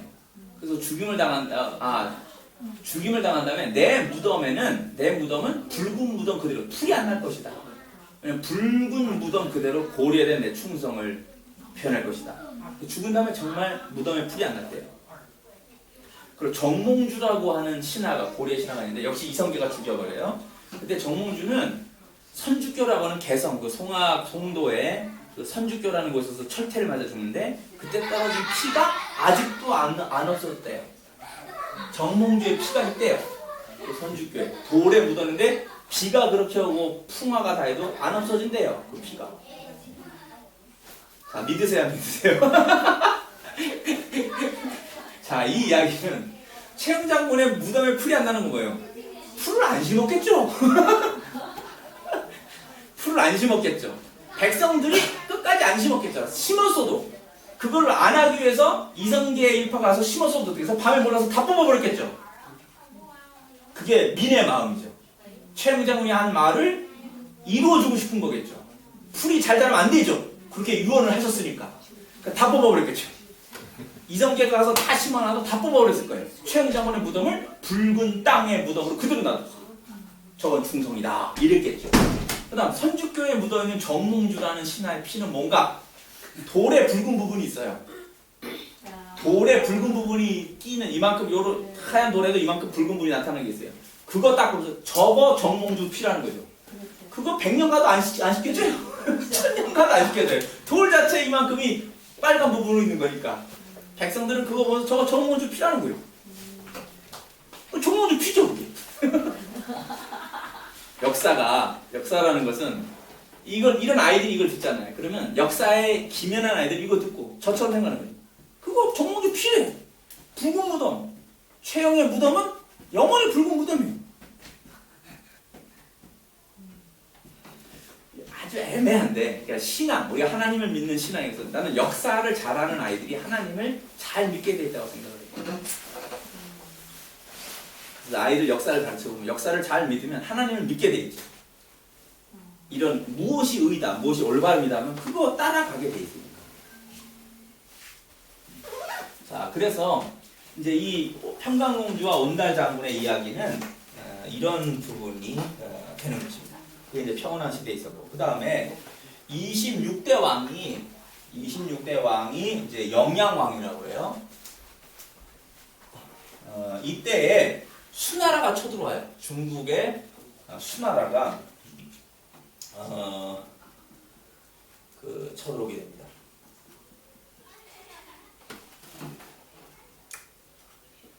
(30만 명을) 처음에 보내 수나라가 두 번 쳐들어오는데 30만 명을 보내는데 이걸 물리칩니다. 이게 수나라는 두 개 황제밖에 없죠.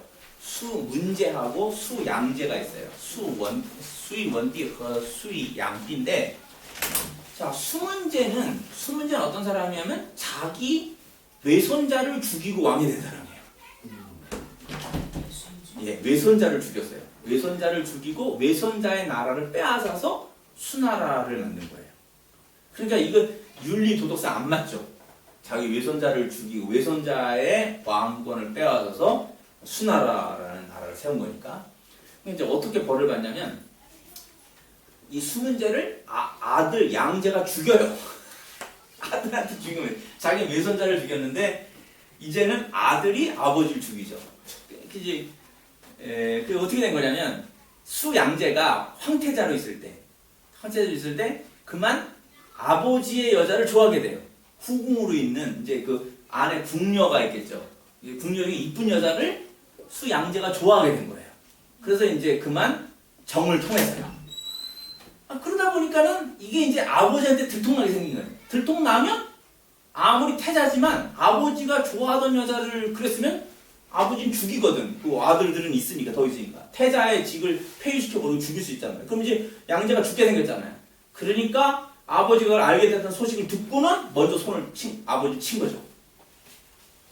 그래서 아버지를 죽이고 양제가 이제 황제가 되는 거예요. 근데 이 수양제가 이제 이 수나라가 이제 그게 이제 아까 보지만 그 위진 남북조 시대를 다 끝낸 게 그게 수나라란 말이에요. 문제가 통일했단 말이에요. 그리고 양제로 왔으니까 중국은 통일이 됐어요. 이때 가장 강력한 그 적수가 누구냐면 바로 고구려라는 거예요. 이게 동북 쪽에 이 큰 나라가 장악하고 있으니까 수나라가 볼 때는 걸리는 거예요. 그래서 너 와서 무릎 꿇으라는 거죠. 너 내 밑에 들어와 이거죠. 그러니까 고구려는 안 들어가는 거예요. 와서 조공해라. 무릎 꿇어라 그러는데 시간 없어. 고구려 이름이 시간 없어. 그러니까 수나라 문제는 이제 저 자식이 그래서 이제 30만을 보낸 거예요. 야 애들 풀어. 우리 깡패 이름 애들 풀어. 왔는데 다 두들렸고 다 죽은 거예요. 그러니까 이제 수양제가 아버지는 또 지가 죽였잖아. 근데 수양제가 이제 그걸 이어받은 거예요. 수양제는 113만 몇천 명을 보내요. 수양제는 113만 몇천을 보내는데 그 수나라에서 떠날 때 40일 걸렸대. 군인이 떠나는데 40일 동안 매일 떠났대요. 사단병력 이상의 사람들이 떠나가지고 고구려 정벌하라고 하는 거예요. 다 말렸다는 거지. 그 고구려 그렇게 하면 안 됩니다. 그러는데 와갖고 이때 누가 나오면 두 번째 쳐들었어요. 을지문덕 장군이라고 있어요. 들어보셨는지 모르겠는데 고구려의 이 영양왕 때 을지문덕 장군이 있는데 이 을지문덕 장군이 다 죽여버려요. 살아 돌아간 자가 2,700명이래요.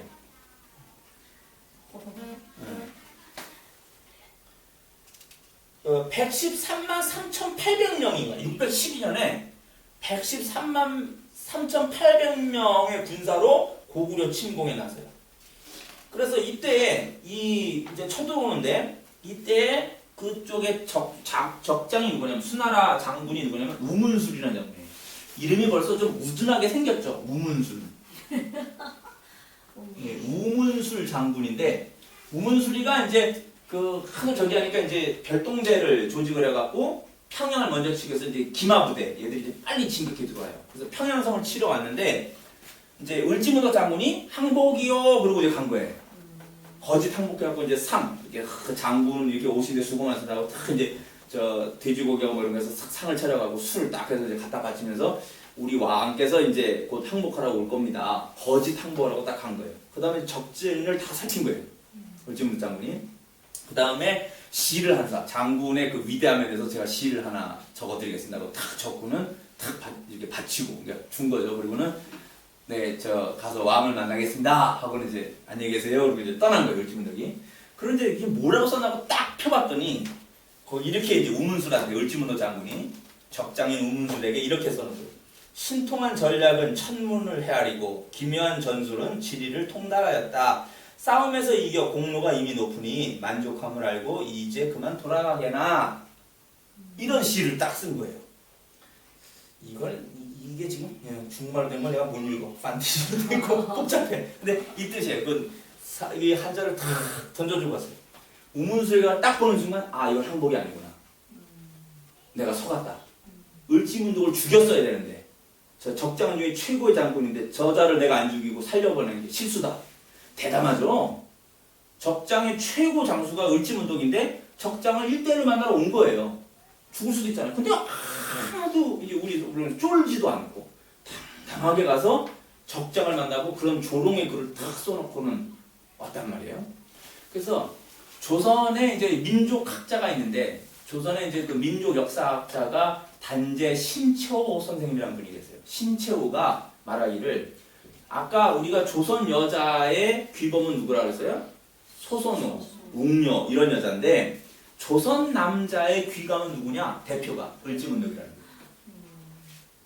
어떤 100만의 적 앞에서도 쫄지 않는 마음, 담담하게 그 일을 처리할 줄 아는 마음, 그 을지문덕이 갖고 있는 마음이 이게 조선 남자의 마음이라는 거예요. 조선 남자는 이렇게 커야 된다는 거예요. 우리 자녀를 낳으면 이렇게 키워야 된다는 거예요. 을지문덕하고 소선호처럼 키워내야 된다는 거예요. 애들을 키우게. 그러니까 역사를 이렇게 배우면 이게 교육학을 어떻게 해야 될지도 나오는 거예요.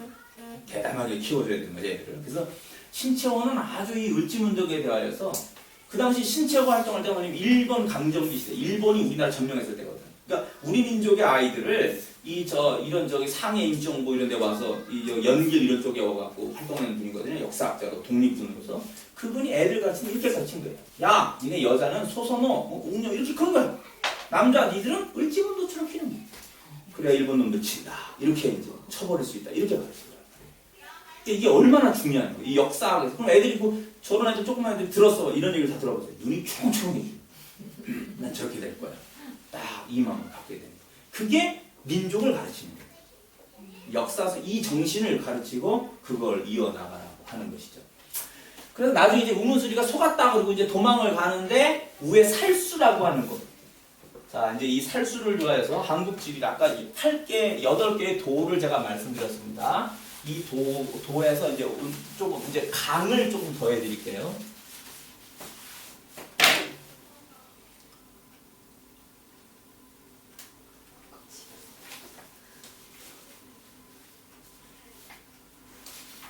만약 한반도가 이렇게 있다면 여기가 백두산이죠. 장바위산이라고 한족은 말하고 조선족은 이걸 백두산이나 마이토우산이 여기 있는데 이 압록강이 그러죠. 하나. 압록강. 이거 두만강입니다. 그리고 여기 평양이 있는데요. 여기 평양인데 평양의 아래에 흐르는 강을 대동강이라고 합니다. 대동강이 이게. 그러니까 평양 수도를 끼고 있는 거죠. 저기서. 그리고 이 압록강과 그 대동강 사이에 흐르는 강이 있어요. 이거를 살수라고 합니다. 이게 고구려 시대 때는 살수고 고려 시대 때는 이게 청천강이 되는 거예요. 이 강에서 살수에서는 을지문덕이 나오는 거고 청천강에서 누가 나오는 거냐면 고려의 장수인 강강찬 장군이라는 분이 나와요. 강강찬. 똑같은 이제 살수인데 고려 시대는 청천강이라고 부릅니다. 그러니까 이걸 외우셔야 됩니다. 이거 끝나고 이따가 3시에 시험 봅니다. 그래서 백두산에서 압록강, 두만강, 그 다음 여기 대동강을 먼저 끼고요. 평양 수도 아래 이렇게 잘 외워죠. 그리고 사이에 있는 강이 고구려 시대 때는 살수, 그리고 고려 시대 때는 청천강이다 이렇게 부른다는 거죠. 그리고 그 아래에 내려오면 여기 이제 서울, 지금 이제 한청, 중국 사람 이제 한청이라고 그러다 한양, 이 한양을 끼고 있는 거 이것이 한강입니다. 한강. 한강은 위에 올라가는 북한강. 이게 두 지류가 합쳐져요. 북한강, 남한강이 합쳐져서 한강이 됩니다. 아시겠죠? 이건 북한강, 이건 남한강이 합쳐서 한강으로 올라간다. 네, 북한강이 되고요. 그 다음에 여기 충청도 지역에 흐르고 있는 강, 이것이 뭐냐면 금강이에요. 금강. 네, 금강이라고 있어요. 그 다음에 요 아래 전라도 지역과 경상도 지역에 이렇게 흐르는 강이 하나 있는데 이것을 영산강이라고 합니다. 영산강. 이건 이제 아래 남부 쪽으로 흐르는 강이죠. 그 다음에 이쪽에서 경상도 지역을 이렇게 이게 경상도인데 이 경상도인데 이것은 이게 낙동강이라고 합니다. 낙동강. 그러니까 한국의 유명한 강은 이렇게입니다. 다른 것들은 다 이제 좀 조그만 이제 강들이고 이것이 역사적으로 굉장히 중요하고 유명한 강들이에요. 별로 안 되니까 잘 외우실 수 있을 거예요. 심양은 훈어예요. 훈어. 심양에 여기 훈어가 그러죠. 훈어라고 그러고. 자, 그래서 아시겠죠? 압록강, 두만강, 살수, 청천강, 대동강, 한강. 이 사실은 대동강과 한강 사이에 여기에 왜 또 하나 있는 사실은 뭐냐면 요거는 고려 개성 있잖아요. 송악, 왕건 좀 이따 배워요. 왕건이 세운 요게 예성강이라고 해요. 고려 시대의 중요한 강은 예성강이었죠. 예성강. 예성강까지 해야 되겠네요. 이거 왕조가 연결되니까. 대동강과 한강 사이에는 예성강이 연결해요. 뭐 조그만 지류를 하면 예성강과 한강 사이에는 한탄강이라는 게 있어요. 근데 이거는 뭐 이제 역사 중요한 게 없으니까 한탄강 할 필요 없고 예성강까지는 외우시는 게 좋죠. 조그만 강들은 계속 여러 가지 있어요. 다 그럼 빼버리고 압록강, 야루지양, 두만강, 살수, 청천강, 대동강, 예성강, 한강, 금강, 영산강, 낙동강 이렇게까지만 이제 보시면 됩니다.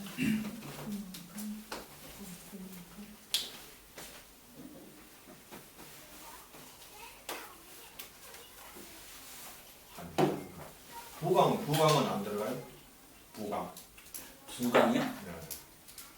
부강이 어디 있는 거죠? 저쪽. 그건 다 지역적인 강이고요. 역사에 별로 중요하지 않습니다. 저 금강도 보니까 뭐 물도 크게 안 흐르네. 예. 그렇게 하죠. 근데 이것은 왜냐면 팔도에 있어서 충청도의 중요한 강으로 대전과 연결이 되거든요. 지금 대전이라는 곳이 네. 충청도의 이제 중요한 강이기 때문에 그래서 금강을 넣은 거예요. 현대와 그 연결. 심판연적으로 다. 예. 자, 이렇게 여기를 이 살수 여기까지 왔다가 도망가는 적을 살수에서 다 죽여버린 거예요. 살수에서 을지문덕이 살수에서 뭐 우리는 무슨 소리인지 뭐소 가죽으로 제방을 막고 있다가 그걸 터트려 갖고 다 물살에 쓸려 다 죽여버렸다고 그러는데 살아 돌아간 자가 2,700명. 그래서 그것 때문에 수나라가 멸망을 합니다. 고구려 침공의 실패로 인하여서 경제가 다 풍비박산 나버려요. 그래서 신하들이 수양제를 죽여버립니다. 그래서 중국 한족이 세운 왕조 중에서 최고로 부끄러운 왕조가 수나라예요. 그 한족들이 수나라 황제의 그 무덤 이런 거는 수리도 안 해요. 창피하다고. 그냥 풀이만 무성해요, 거기.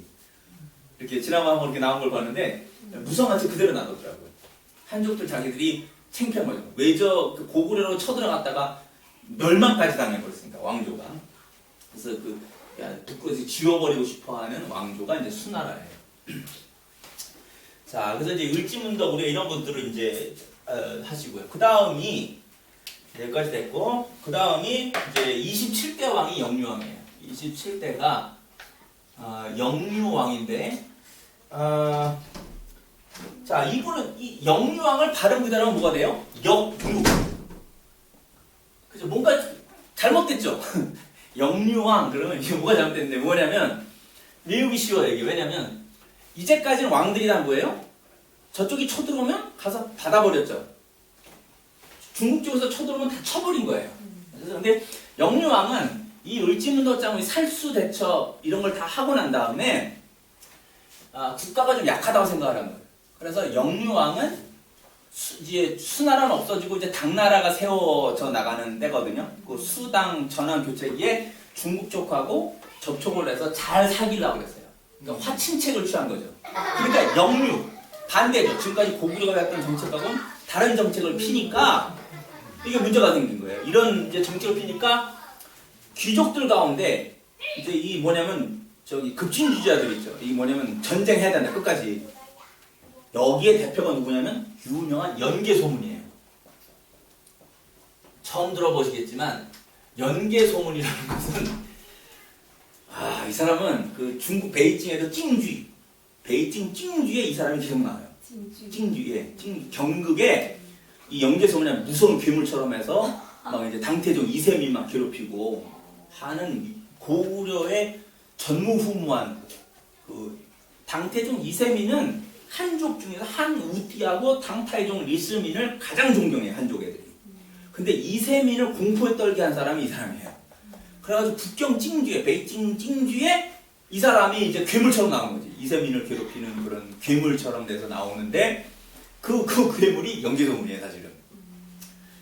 그래서 지금도 찡쥐엔 이게 나온다는 거예요. 그래서 이름이 참 이게 개소문이는 이 연개소문은 이제 영유왕이 이런 정책을 피니까 연개소문이 장군으로서 이제 세력이 급상났거든요. 그러니까 영유왕은 연개소문을 죽이려고 했어요. 왜냐면 얘는 주전파거든. 그러니까 협상이라는 게 없어요. 이 연개소문은 다 쳐부수고 간다는 정책이거든요. 그러니까 영유왕이 볼 때 자기는 지금 이제 외교를 통하여 나라를 좀 안정시켜야 된다. 우리 힘이 약하니까 현재 이렇게 다 100만을 다 죽이고 났으니까 얼마나 힘들겠어요. 좀 우리 국력 키워야 될 그런 시기가 필요하다 이건데 개소문이는 그 개소리 마세요. 키워야 된다는 거예요. 힘을 끝까지 나가서 부딪혀야 되는 거예요. 저놈들 저거 안 됩니다. 쳐야 됩니다. 이런 식으로 나가는 거예요. 그러니까 영유왕은 이거 개소문이 되면 안 되겠다. 내 이 정책에 왕으로서의 정책이 힘들다 그러니까 죽이려고 그랬어요. 그러니까 개소문이가 반대로 죽여버렸어요. 영유왕. 예. 영유왕을 죽여버리고 28대 왕. 이 왕 보장왕을 세우는데 이 보장왕 참 재밌게 읽을 수 있는 뭐냐면 왕 될 때 개소문이한테 그랬겠죠. 당신 나 보장해야 돼. 당신 나 왕으로서 날 보장해줘. 그러니까 이제 개소문을 보장할게. 그래서 보장왕이에요. 그럼 이름을 누가 지어줬어요? 아니 이름은 지어진 건데 제가 이걸 외우기 쉽게 하기 위해서 나 보장해달라고 해서 이렇게 꼭 재밌게 말해요. 이름이죠. 원래 이름이에요. 근데 이걸 잘 외울 수 있게 지금 이렇게 제가 설명해 드리는 거예요. 나 보장해야 돼. 그러니까 보장해줄게. 그래서 이제 보장왕이 되는데 이게 고구려의 마지막 왕이에요. 이 보장왕 때 이제 나라가 망해요. 자, 그래서 개소문이는 그럼 이제 개소문 때는 무슨 일이 있었는가? 영개소문이가 왕대 보장왕 때 개소문이 왕이 되는데, 개소문이라는 사람을 좀 말씀드릴게요. 몸에 항상 5자루의 칼을 차고 다녔대요. 자, 일본의 사무라이. 이런 사무라이 아시죠? 그 사무라이라는 말이 우리나라 말에서 간 거래요. 처음 들어보셨죠? 이 사무라이가 뭐냐면요. 이게 원래 말이 어디서 온 거냐면 사우랍이에요. 싸우는 아비, 싸우는 사람들한테 사우라비. 이 사우라비가 일본으로 넘어가서 사무라이가 된 거예요. 사우라비가. 이 사우라비는 어디서 오는 거냐면 이 스 있잖아요. 스. 이 스도 이제 어른들만 계시니까 이제 용서하고 들어주세요. 스는 뭐냐면 이게 도끼자루예요. 원래 뜻은 도끼를 들고 도끼를 이게 차고 다니는 사람들. 이게 사예요. 우리나라 스. 그래서 껄핏 따면 도끼로 다 쳐 죽여버리는 거예요. 무사 계급이에요. 근데 얘네들이 도끼를 안 쓰고 나중에 뭐냐면 글을 가지고 남을 치는 거. 그래서 이게 선비사자가 된 거예요. 공자도 도끼 들고 다니는 계급이었어요. 원래 사의 계급이에요. 공자가. 공주의 원래 계급은 사인데 이 사가 이 사람이 글을 해서 이것을 이 모양이 뭐로 바뀐 거냐면 지금은 사자가 뭐예요? 선비사자죠. 이 선비사라는 게 뭐냐면 글하는 사람이에요. 글. 시인데 이 시는 도끼 들고 다니는 사람만큼 아주 고추선 사람들이 이게 딱 해서 목숨 걸고 직언할 줄 아는 사람. 이게 충신이 나오는 거죠. 이런 부분이. 이해를 하시죠. 이 말씀을 드리는 게 아니에요. 한국에 김용옥 교수라고 있어요. 도올이라고 하는 아주 유명한 그 이제 고려대 철학가를 나오고 집안은 다 서울대는 여기 중국의 베이징 대학과 똑같아요. 집안은 다 서울대를 나왔어요. 근데 혼자서 고려대를 나와가지고 병신 소리 들었어요. 그러니까 고려대 나온 정도 그 집에서 병신이에요. 저 공부부터 병신. 다 형들은 뭐 다 의사 공부고 다 그냥 서울대도 보통 그 애가 대단한 집안인데 엄마가 권사님이에요. 교회 권사님. 권사님 기독교 집안이고 그런데 김용옥만 고려대를 갔어요. 그래서 이 사람이 절치부심. 죽어라 공부해야 되겠다. 그래서 고려대 철학과를 갔는데 죽어라고 공부를 해갖고 하버드 대학으로 박사과정을 갔어요. 그래서 하버드 가서 이제 자기가 고려대 졸업한 다음에 하버드 가서 공부하고 일본 동경대 가서 공부하고 대만에 가서 또 대만 동양학을 하는 사람이니까 그래서 라오즈 이 노자 사상의 세계적인 석학이에요. 노자 사상을 말할 땐 김용옥을 뺄 수가 없어요. 근데 이런 사람이 이제 딱 10년이 지나서 자기가 돌아왔대요. 한국에 와갖고 보니까 지 친구들 그때 고등학교 때 서울대 간 애들 이것들은 뭐 한문이고 뭐 다 제 밑에 있다는 거지. 응? 이게 되게 게으른데 공부들 안 했구나 이제 막 한참 하려고 있더라고요. 자기가 공부를 딱 해서 올라가서 보니까. 근데 이게 아는 게 뭐냐면 이분이 선비사자를 표현했는데 이게 아주 원칙적인 말은 원래 이제 남자들 쓰는 말이 속어예요. 근데 남자의 성기가 딱 서 있다. 이거라는 거예요. 이게 딱 서 있다. 선비라는 거는 남자의 성기가 빳빳하게 서갖고 어디에도 굴복하지 않는 거. 그게 선비라는 거예요. 그러니까 왕이 와서 목을 쳐도 내가 생각하는 거 끝까지 밀고 나가는 기질을 가진 거. 그게 선비라는 거예요. 사나는 것은 도끼를 들고 다닌다는 중국 한자의 뜻도 있지만 도올 김용옥이 얘기하는 것은 남자의 그 성이 아주 딱 서가지고 끝까지 그냥 밀고 나가는 이 정신. 이것에서 이제 선비사자가 나온다. 이렇게 이제 얘기를 해요. 그래서 사우라비는 이런 정신에 나온 애들이고 이게 일본 사무라이 정신에 그게 있죠. 싹 배고 나가는 그게. 일본 영화 보면 멋있잖아요. 안 보셨어요? 저는 그 좋아하거든요. 일본 사무라이 쫙 해도. 켄신이라고 우리 아들 때문에 있는 애들. 일본을 칼로다가 정복한 건 이제 그 일제 근대와 그 켄신이라는 그 사무라이가 있어요. 사무라이의 마지막 단계죠. 그 사람이 전국을 다니면서 이 제패해요. 일본 사무라이계를 제패하는 싸움 그 칼잡이가 켄신이에요. 그리고 이제 주먹으로 하는 사람이 누구냐면 이제 최배달이라고 우리 조선족 사람이에요.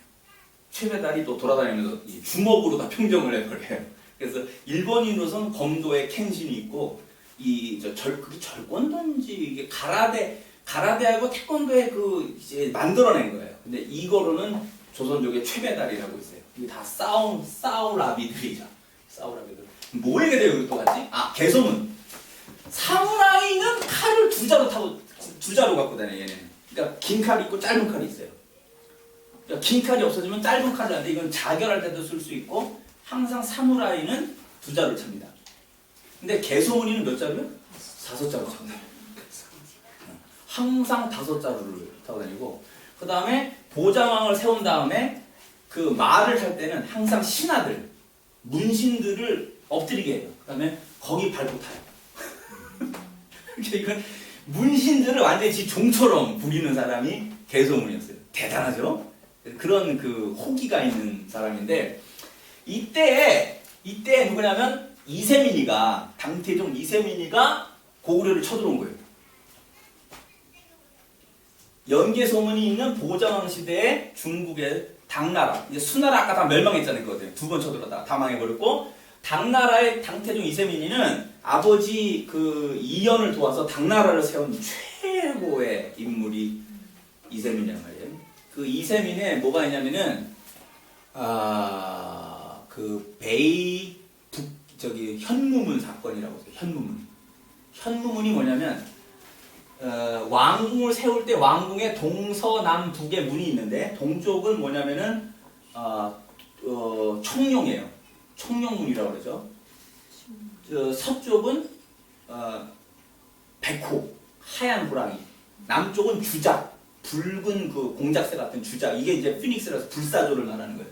우쪽은 이렇게 저기를 거북이를 닮은 현무라고 해요. 현무라고 이게 북쪽 현무문인데 이제 이 당태종 이세민이가 왕자 시절에 최고 공이 커요. 그래서 사실은 당나라를 세운 것으로 따지면 이연이 누구를 다음 왕위로 해야 되냐면은 이세민을 세워야 돼요. 근데 위에 형이 3명이가 있어요. 4번째인 거래요, 이세민이가. 그러니까 이제 왕자로서 있는데 위에 태자인 형서부터 시작해서 3 형들이 다 뭐냐면 이세민이를 제거해야 된다고 생각해요. 너무나 뛰어나기 때문에. 그래서 이세민이 먹는 밥에다가 음식에다가 독약을 탔어요. 뭐로 먹었어요, 이세민이가. 죽어야 되는데 하늘에 저건지 살아났어요. 한신이 살아났어요. 그래서 이세민은 그때까지 사실 형들을 어떻게 될지 하다가 이 형들이 자기를 죽이려고 하는 것에 의해서 결심을 합니다. 형들을 제거한다. 그래서 형들을 왕이 여기서 부른다. 이렇게 해서 여기 왕궁궐 수비대의 수비대장을 미리 샀어요. 매수하고 이 북현문, 북쪽으로 들어오게 했어요. 다 들어온 다음에 문을 잠가버린 거예요. 그 다음에 그 태자를 따른 태자의 두 왕자와 현형 태자하고 그를 따른 신하들을 한꺼번에 모아놓고 다 활로 쏴 죽여버렸어요. 이걸 현무문 사건이에요. 중국 역사의 대단한 사건. 그래서 다 죽여버렸어요. 그리고 이제 아버지에게 가서 간 거죠. 이연한테 가서 태자가 반란이 돼서 제압했습니다. 그러나 이연은 알죠. 이 왕자들끼리 싸워가지고 넷째 아들이 지금 다 죽여버린 거 알죠. 나중에 이제 그 식사를 하는데 이제 아버지가 이제 왕위를 물려줬어요. 이세민한테. 이제 이세민이가 상황인 아버지를 위해서 잔치를 딱 베풀었는데 이제 얼마 지난 거죠. 그러니까 이연이 탁 술을 마시면서 야 아들아, 나 그때 네가 나도 죽이는 줄 알았다. 너 임마 그 현무문 사건 때 네가 나도 죽이는 줄 알았어 임마 그랬더니 그 소리를 딱 듣고 이세민이가 무릎을 꿇고 아버지에게 팍 들어서 죄송하다고. 형님들이 제게 그렇게 해서 제가 어쩔 수 없이 독약을 먹여서 제가 어쩔 수 없이 형님들을 죽이지만 하늘이 있는데 제가 어찌 아버님을 그런 그 마음의 그 불안감을 가지게 됐죠. 너무 부교를 했다고 그 아버지에게 그냥 완전히 엎드려가지고 그 얼마나 불안하지 그 생각이 아들놈이 언제 자기를 죽일지 모르는 생각이 들잖아요. 그러니까 그걸 다 풀고 이제 마시면서 그걸 풀었던 게 이제 이세민이란 말이에요. 이 위대한 인물의 한 모습이죠. 그다음 이게 재밌어요, 중국 역사? 그다음 위증이라는 사람이 있어요. 이 위증은 누구냐면은 사실은 태자, 아까 죽였던 그 태자의 참모예요. 태자의 최고로 머리가 좋은 자가 이 위증이에요. 근데 이 이세민의 수하 중에서 위증을 아는 사람이 있었어요. 그래서 뭐라냐면 왕자님 다 죽여도 좋은데 위증은 꼭 살려두십시오. 그러니까 독약이 나오고 뭐고 다 나오는데 다 이 사람이 나온 거거든요. 먼저 제거하는 게 다 이게 위증의 계략이에요. 그러니까 이건 보면은 제일 먼저 죽여야 될 놈이 이놈이에요. 그런데 이세민의 수하 중에서 절대로 위증을 죽이지 말고 꼭 생포하라고 그랬어요.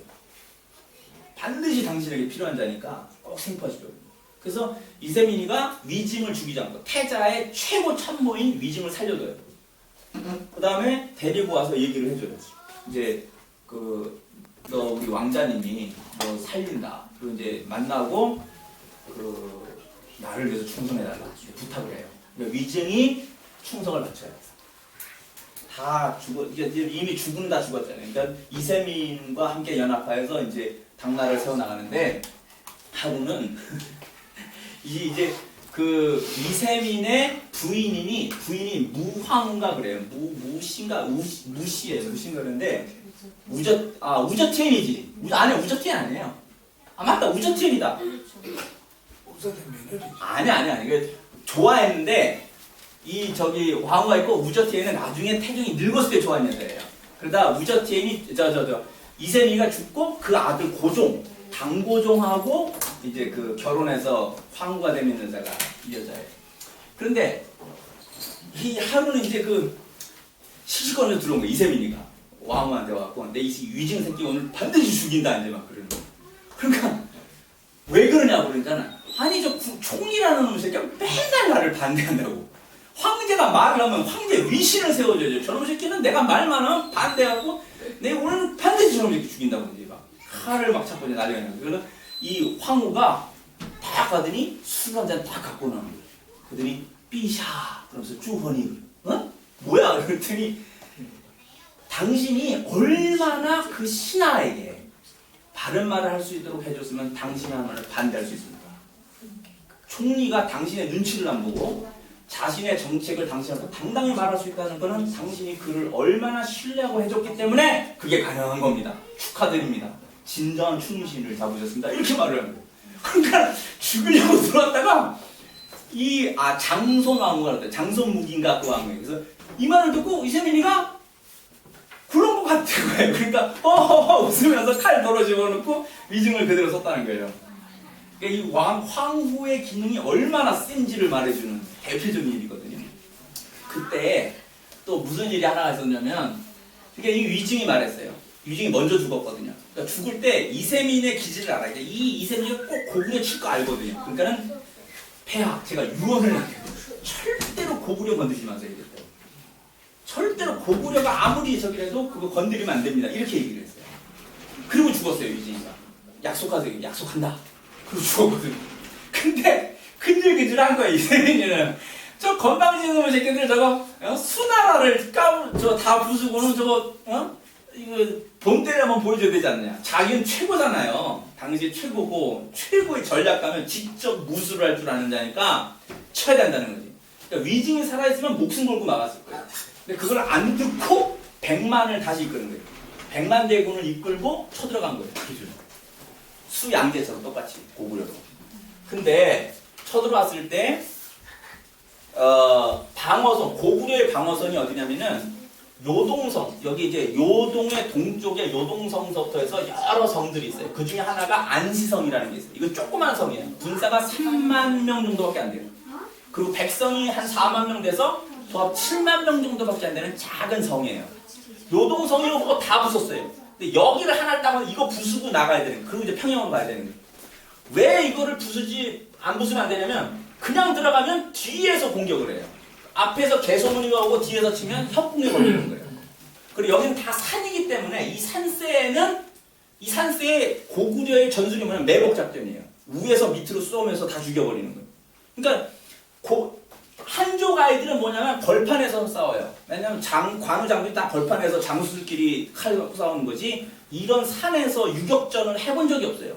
그러니까 이쪽을 못 쳐들었던 이유가 이 전략에는 한족 애들이 맥을 못 쳐요. 해본 적도 없었고 이건 고구려만이 하던 전술이었어요. 그러니까 여기를 반드시 치고 가야 되는데 여기 성이 안시성 성주가 이제 역사적으로는 이름이 안 나오는데 양만춘이라고 국민들이 얘기를 해요. 양만춘 장군과 7만 명의 군민이 군사 3만과 백성 4만이 똘똘 뭉쳐버린 거예요. 성을 방지하는데 하루에 7차례 이상을 공격을 해도 성이 안 무너져요. 그렇게 해서 60일인가 2달을 거기서 허비해버린 거예요. 시간을. 나중에 토성을 쌌어요. 성을 싸서 위에서 공격하자는데 그 쌓은 토성까지 뺏겨버렸어요. 방법이 없어요. 그런데 개소문이는 여기서 다 정비를 하고 이제 치러 오는 거예요. 올라오는 거예요. 평양에서. 이세민이는 이제 방도가 없어요. 그래서 여기서 뭐냐면 원래는 이 요동성 쪽으로 올라가서 이렇게 저기로 베이징 쪽으로 돌아가야 돼요. 왜냐면 여기가 지금은 심양에서 베이징 쪽이 그냥 평야를 이게 다 지금 철도가 낡고 말라있지만 옛날 그때는 여기가 늪지였대요. 소택지라고 그래가지고 갈 수가 없어요. 그래서 반드시 돌아가면 돌아가면 산을 타고 돌아야 되기 때문에 연개소문에 김하병이 쳐들어와서 죽일 수 있다고 판단한 거예요. 그래서 후퇴를 할 때 그 늪지를 베이징 쪽으로 가는 이 늪지를 거의 8,900리 되는 이 길을 갖다가 왕이 늪을 간 거예요. 개소문이가 무서워서 가마가 빠지니까 황제가 나가고 들고 갔대요. 인력이 부족해서 황제가 들고 갈 정도였다고. 그리고 뭐냐면 여기 공격하다 이세민이 눈을 하나 잃었대요. 병사가 쏜 활에 눈을 하나 잃어버려요. 그래서 애꾸는 됐대요. 그래서 돌아가면서 이세민이는 뭘 얘기했냐면 위증이 살아있었으면 내가 이런 바보스러운 짓을 안 했을 것이다. 위증만 살아있었어도. 그러나 위증이 없고 나의 그 과욕이 나의 그 잘못된 욕망이 오늘날 이와 같은 일을 일으켰다. 그렇게 후회하면서 갔대요. 그래서 이세미가 죽을 때 자기 아들 당 고종에게 그 유언을 내리기를 너는 절대 고구려는 쳐다도 보지 마라. 절대 고구려 쪽은 쳐다도 보지 마라. 안 된다. 그냥 놔둬야 된다. 이렇게 유언을 하고 죽었거든요. 그래서 고장왕이 마지막 왕이라고. 네, 이제 보세요. 그래서 이렇게 돼서 이제 고종이 섰는데 고종에게 아까 말한 대로 무광이라고 하는 태종 때의 말괄량이 여자가 하나 있었어요. 그래서 태종이 늙음하게 노인네일 때 기호했대요. 이 여자를. 무광이라는 여자를. 이 무광이 우저티엔이에요. 그래서 이제 태종이 기호하던 여자는 사실은 그 황제가 죽으면 감읍사라고 해갖고 그 황궁 뒤에 있는 절에 들어가서 다 머리 깎고 비구니로 죽어야 돼요. 그런데 이 여자가 이제 비구니 들어가니까 당 고종이 황태자 시절에 이 여자를 좋아했어요. 연상인데 좋아해가지고 이제 몰래 가서 만나는 거예요. 그러다 이게 이제 전전긍긍하는 거예요. 이 여자를 어떻게 데려와야 되는데 이게 전 황제 아버지의 여자니까 어떻게 할 방법이 없어요. 그런데 이때 고종의 황후, 고종의 본부인하고 고종의 첩인 여자가 있는데 후궁인 여자가 있는데 이 둘 사이에 그 갈등이 있었어요. 항상 한 남자 놓고 둘이 싸우는 거죠.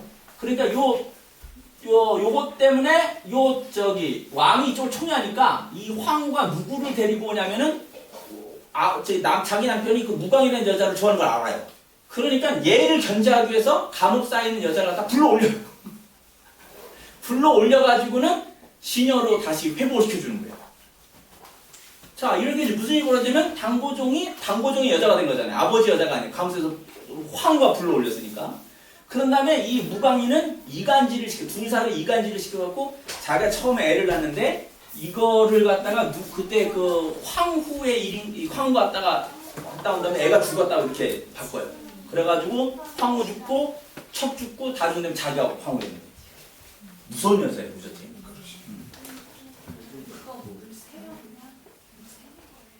자, 어디까지 가냐 이제 그래갖고. 그래서 우저티엔이 이 측천무가 되는데 이때 이 여쪽에 있던 이게 신라인데 이 신라가 당나라에 우저티엔한테 온 거예요. 그래서 우리 같이 백제를 칩시다. 그리고 고구려를 칩시다. 이렇게 한 거예요. 우저티엔이 고종은 못하는데 우저티엔을 하는 거예요. 기회다 이렇게 보면.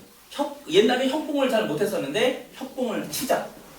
그렇게 해가지고 백제 멸망하고 고구려 멸망하는 이유가 되는 겁니다.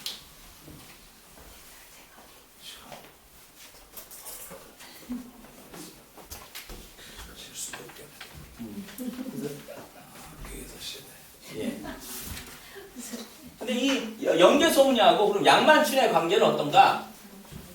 연개소문은 쿠데타를 일으켜서 지금 영유왕을 죽이고 보장왕을 세웠잖아요. 그리고 전국 고구려 전체를 다 장악을 했어요. 그런데 양만춘이 있는 여기는 못 쳤어요. 몇 번을 이 전쟁이 일어나기 전에 몇 번을 치려고 했는데 못 이겼어요, 양만춘이. 그래서 연개소문은 양만춘의 그 영역을 특별구역으로 인정해줘 버렸어요. 자기 역량이 안 가는 지역. 근데 이게 잘 주요했던 거예요. 끝까지 죽이지 않고 놔뒀던 게 나중에 이세민을 치는 데는 여기가 결정적 역할을 합니다. 안심이 그 양만춘의 그 안시성이. 그래서 그 연개소문과 양만춘은 서로의 양만춘이는 연개소문의 행동을 별로 좋아하지 않았다는 거죠. 그런 식으로 잡는 거예요. 그렇지만 두 영웅이 당태종 이세민의 공격 때는 서로 다르긴 하지만 서로의 위치를 정확하게 함으로 인하여서 철저히 그 당의 공격을 막아냈던 그런 역사가 있다. 네, 이렇게 하죠. 좀 쉴까요? 예, 쉬시죠. 예, 쉬시겠습니다. 목사님, 근데 재미있네요, 이거. 중국 역사까지 있어.